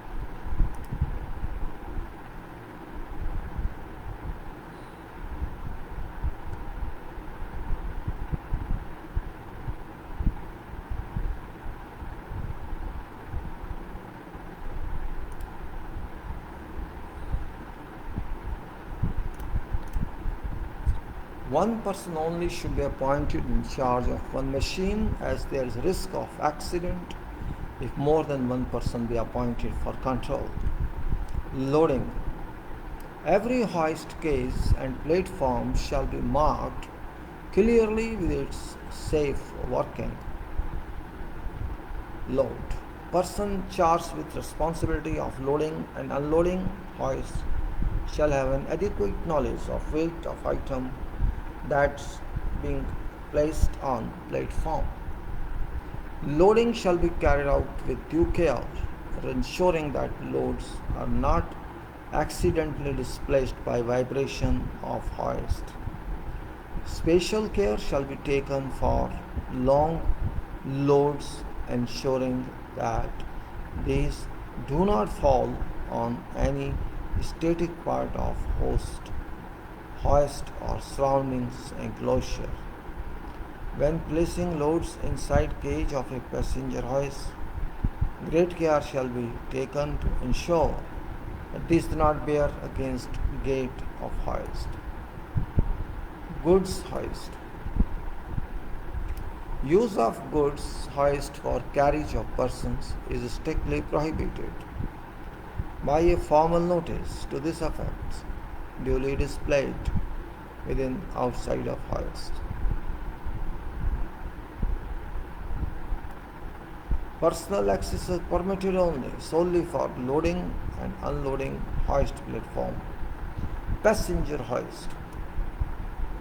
Passenger hoists are permitted to carry goods provided that total load of passengers and goods doesn't exceed rated safe capacity working loads of machine. Gates of passenger hoists shall be in interlocking position.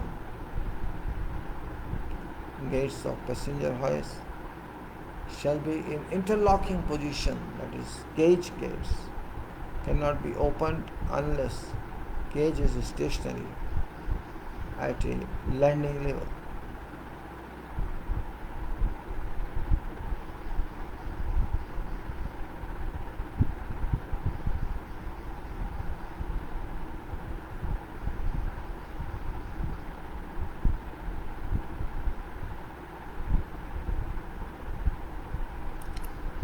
Gates of passenger hoists shall be in interlocking position, that is, cage gates cannot be opened unless cage is stationary at a landing level. It is a serious offense to interfere with interlocking mechanism of gate or with some other safety device fitted to hoist. Operator of passenger hoist shall be instructed about while leaving hoist should remove key from controls and keep it in personal custody or hand over to reliever. Inspections, test and examination. All hoists shall be tested and thoroughly examined by a competent person after erection and after substantial alteration or repair routine maintenance check.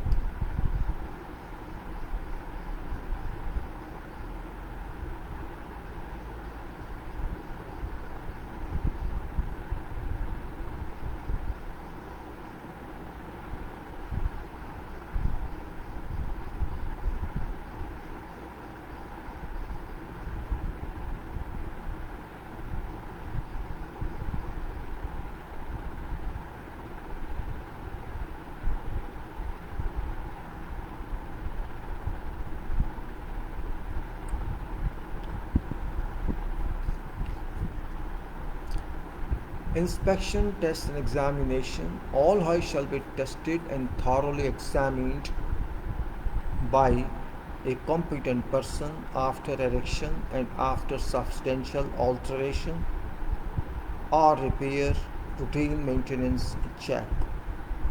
Passenger hoists must also be tested and thoroughly examined after height of travel has been altered. All hoists shall be inspected weekly by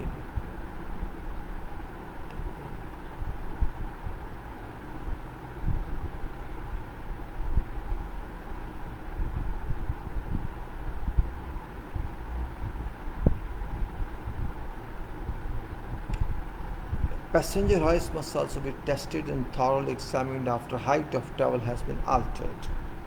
All hoists shall be inspected weekly by a competent person and results entered in designated form and must be kept on site. All hoists shall be thoroughly examined by a competent person at a 6-monthly interval.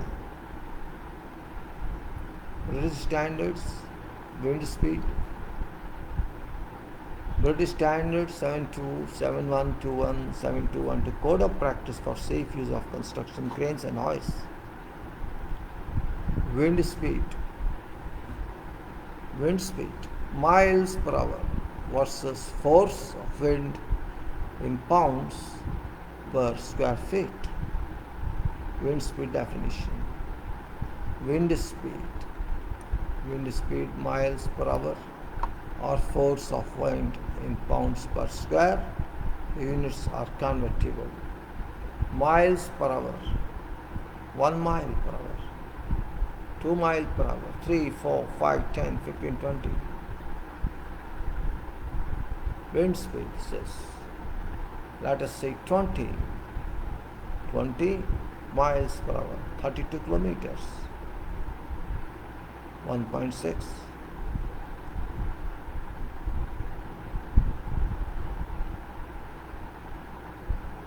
Wind speed definition. Following table lists speed in major units relative to payoff or wind scale numbers and international accepted reference for wind speed. Cranes shall cease operations when wind speed exceeds safe operating levels recommended in manufacturer's specifications. Updated weather report from local Met Office or may be obtained.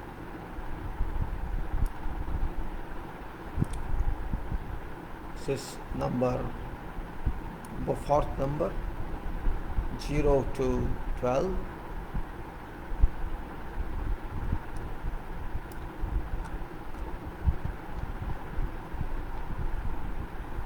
Cabin, the description is calm.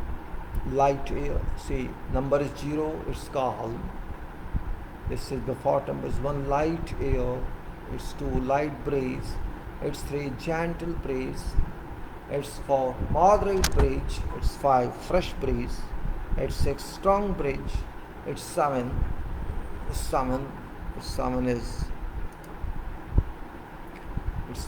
near gale, This is gale is 30. This is strong breeze, 7 is near gale, 8 is gale, 9 is strong gale, 10 is storm, 11 is violent storm, 12 is hurricane. So in 1, that is 0, calm. It is 0 to 0.51 meter per second. Not even half meter per second, or kilometer per hour is 1.84 maximum, and light air is 1.84 to 5.52 kilometers. Then light breeze, that is up to 7.36 to 11 kilometer per hour. Gentle breeze is 12.88 to 18.4 kilometer per hour. Moderate breeze is 20 to 29 kilometer per hour. Fresh breeze is 31 to 38, so 39 kilometer per hour. Strong breeze 40 to 50 kilometer per hour. Near gale 51 to 60 kilometer per hour. Gale 62 to 73 kilometer per hour. Storm gale 75 to 86. Storm 188.3.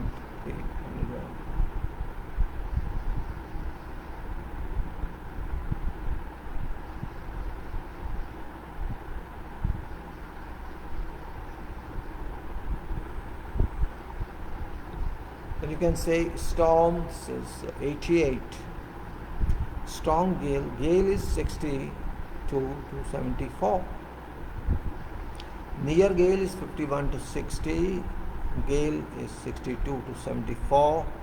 Strong gale 75 to 86. Storm 88 to 101. Violent storm 103 to 15. Hurricane 117.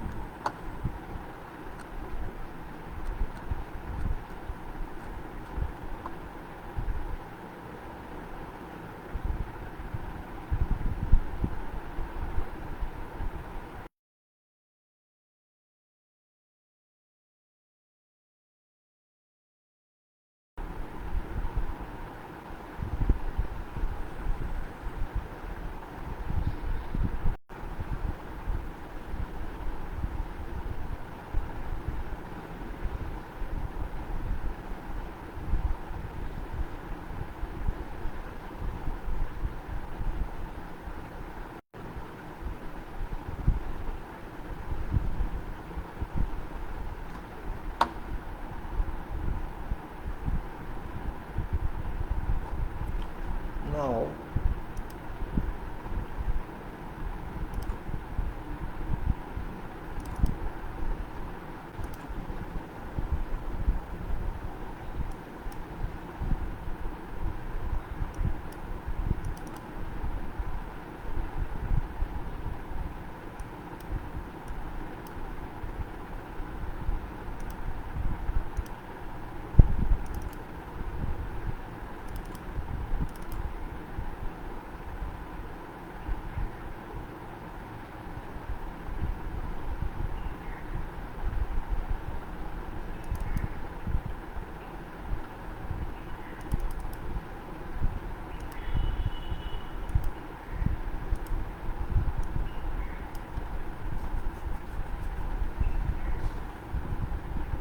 radiography operations. Radiography, what is that? It shall apply to activities involving use of radioactive isotope for carrying out non-destructive testing. Use of radioactive isotope for carrying out non-destructive testing and detail. Purpose of this procedure is to provide instructions for controlling radioactive operations. Requirements of project procedures and safe practices shall also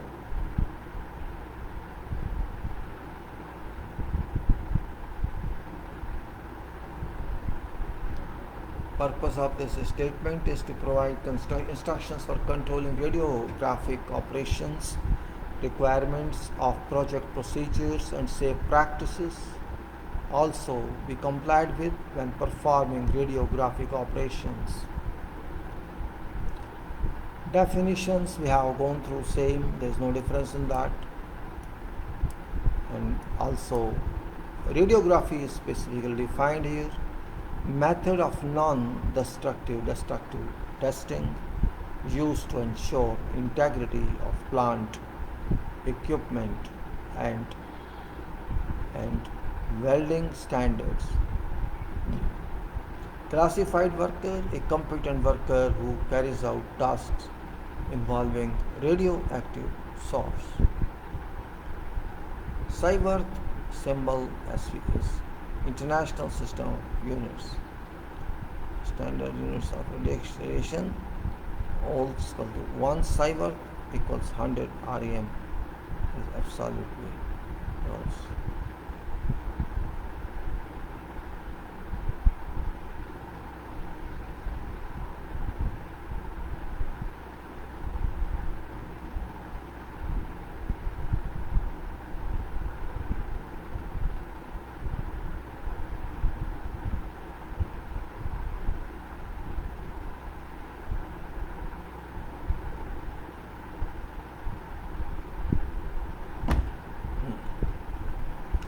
So psi worth is 1 psi worth equal 100 rem and is absorbed dose.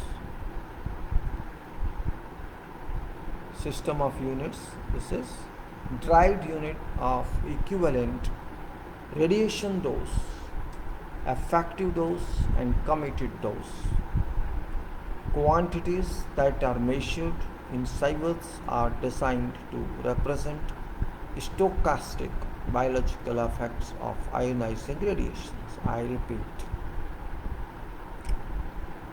psi worth symbol SV is international standard, international system of units, derived unit of equivalent radiation dose, effective dose and committed dose. Quantities that are measured in psi worths are designed to represent stochastic biological effects of ionizing radiations.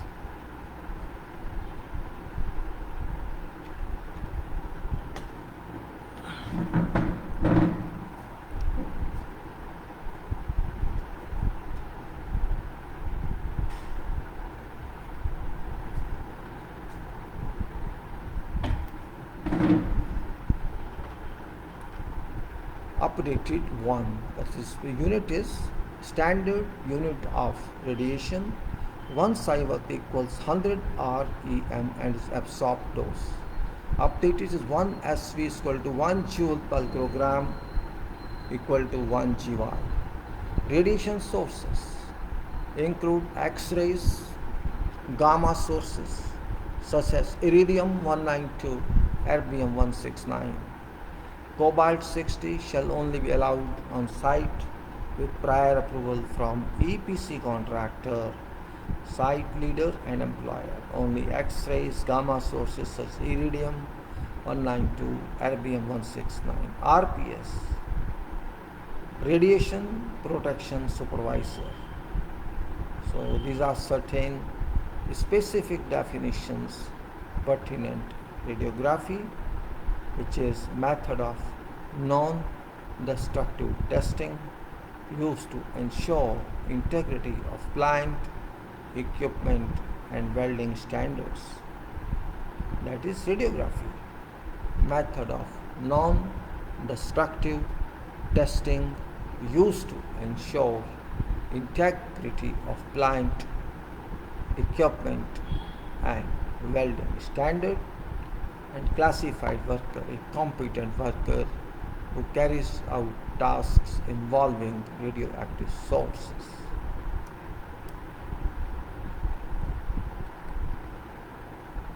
Responsibilities in general respect to certain contact positions, project manager, site manager, safety, construction manager, all this we've gone through. So nothing specific. All this we only have regarding this. Supervision of all subcontractors familiar with this procedure. Radiographic operations are being carried out in compliance with these procedures. That's radiographics of contractor, manager, chassis manager, such designated responsible for ensuring following activities. Checking all barriers, lights and signs prior to winding out of source. All barriers, lights and signs. Ensuring the radiographics of contractor personnel are observing safety requirements, site safety requirements with regard to storage, transportation, and recording source videos. Instructing and training radiographics of contractor supervision and implementing of these procedures. Monitoring radioactivity level to ensure that limit of exposure are not being exceeded.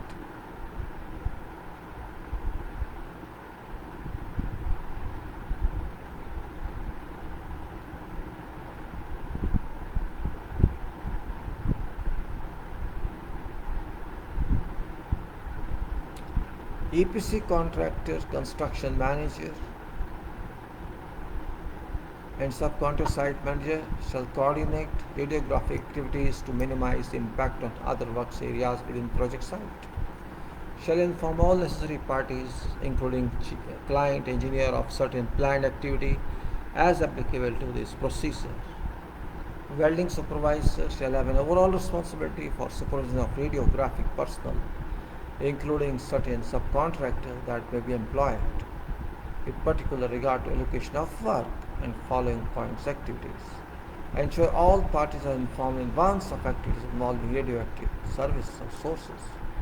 To brief subcontractors personnel on some safe working rules on site.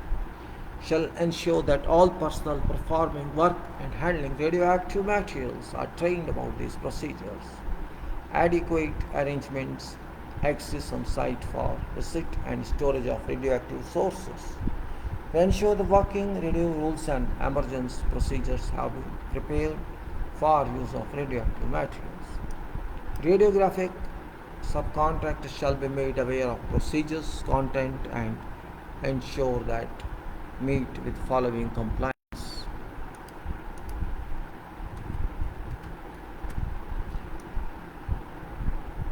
Radiographic subcontractors will be made aware of procedures, contents, and ensure meet following compliance. Ensure authorization from contractor site leader to work on project. Respective employees have been provided with suitable and sufficient personal protective equipment. Local radiations work rules have been submitted, approved, and are implemented. Radiation protection supervisor appointed to control work activities. Radiation protection supervisor. Radiographic subcontractor shall appoint RPS. Duties shall include but not be limited to following activities. Monitoring and work sites. Monitoring work sites. Monitoring all work sites where ionizing radiations are utilized to ensure work is carried out in compliance with these regulations, adherence to local rules and formulations of contingency plans to ensure safe working practices with adequate emergency response successfully if so required. Training and monitoring all workers exposed to ionizing radiations to ensure that personnel perform assigned work without endangering themselves, fellow workers, and environment impact of radiations. Provisions. Adherence to local rules and formulation of contingency plans to ensure safe working practices and adequate emergency response successfully if required. Training and monitoring all workers exposed to ionizing radiations to ensure personnel performs assigned works without endangering themselves, fellow workers, and environment from impact of radiations. Provision of approved dosimeter control as defined in regulations for work being performed with adequate records made respecting readings.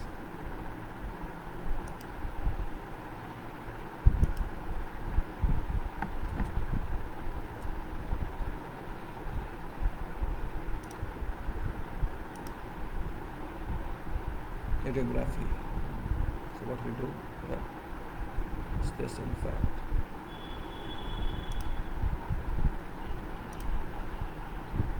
Radiography.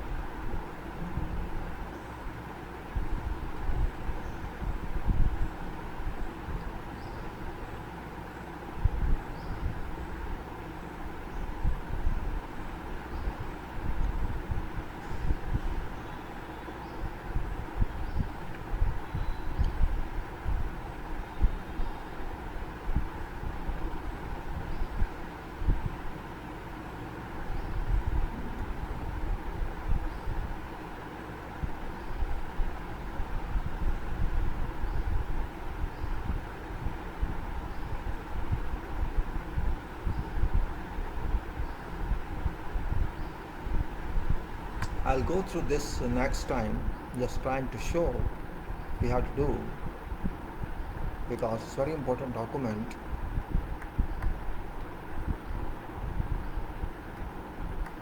We want to know more about this because it's construction and so much testing is done in construction,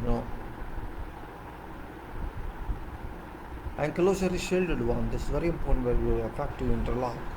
And this you can say emergency stops and this control panel like this.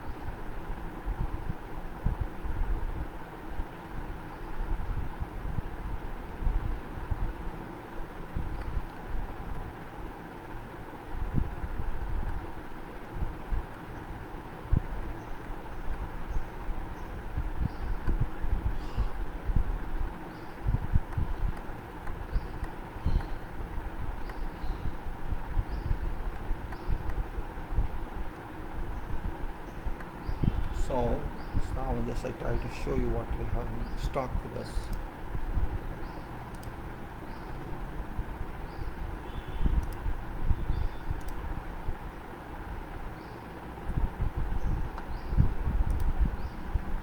So we have gone enough in this today, and this was our point, and we'll go this instructions also with that.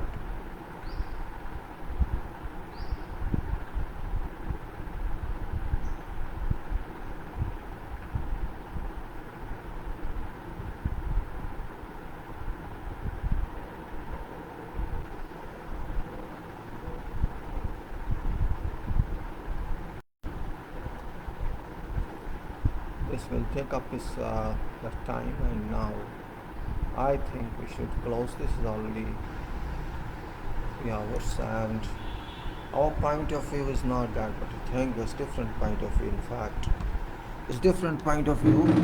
We want to know as much as possible.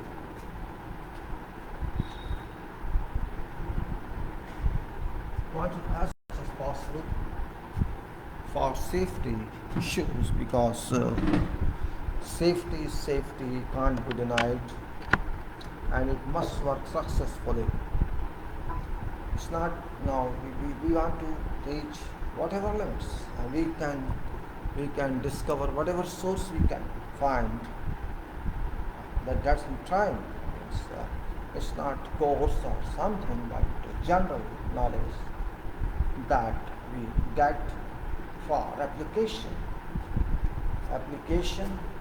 which is in fact very, very important in field applications of technical know-how about safety, about quality, about everything that we have. There's no question of confinement or restriction on this type of knowledge. Whatever stocks I have with me and whatever can be further found out from sources like you can say internet or others, we can gather information for use is major requirement. It's not pleasure, it's requirement. I say it's requirement. So that's purpose here. We have to be happy to know more and do more, because there is no limit in profession. No limit, profession, limit, professional limit. We have to define ourselves. No one else can define professional limit. That point we have to understand. It's only ourselves and ourselves that can define something. And with this, I thank you very much and stop.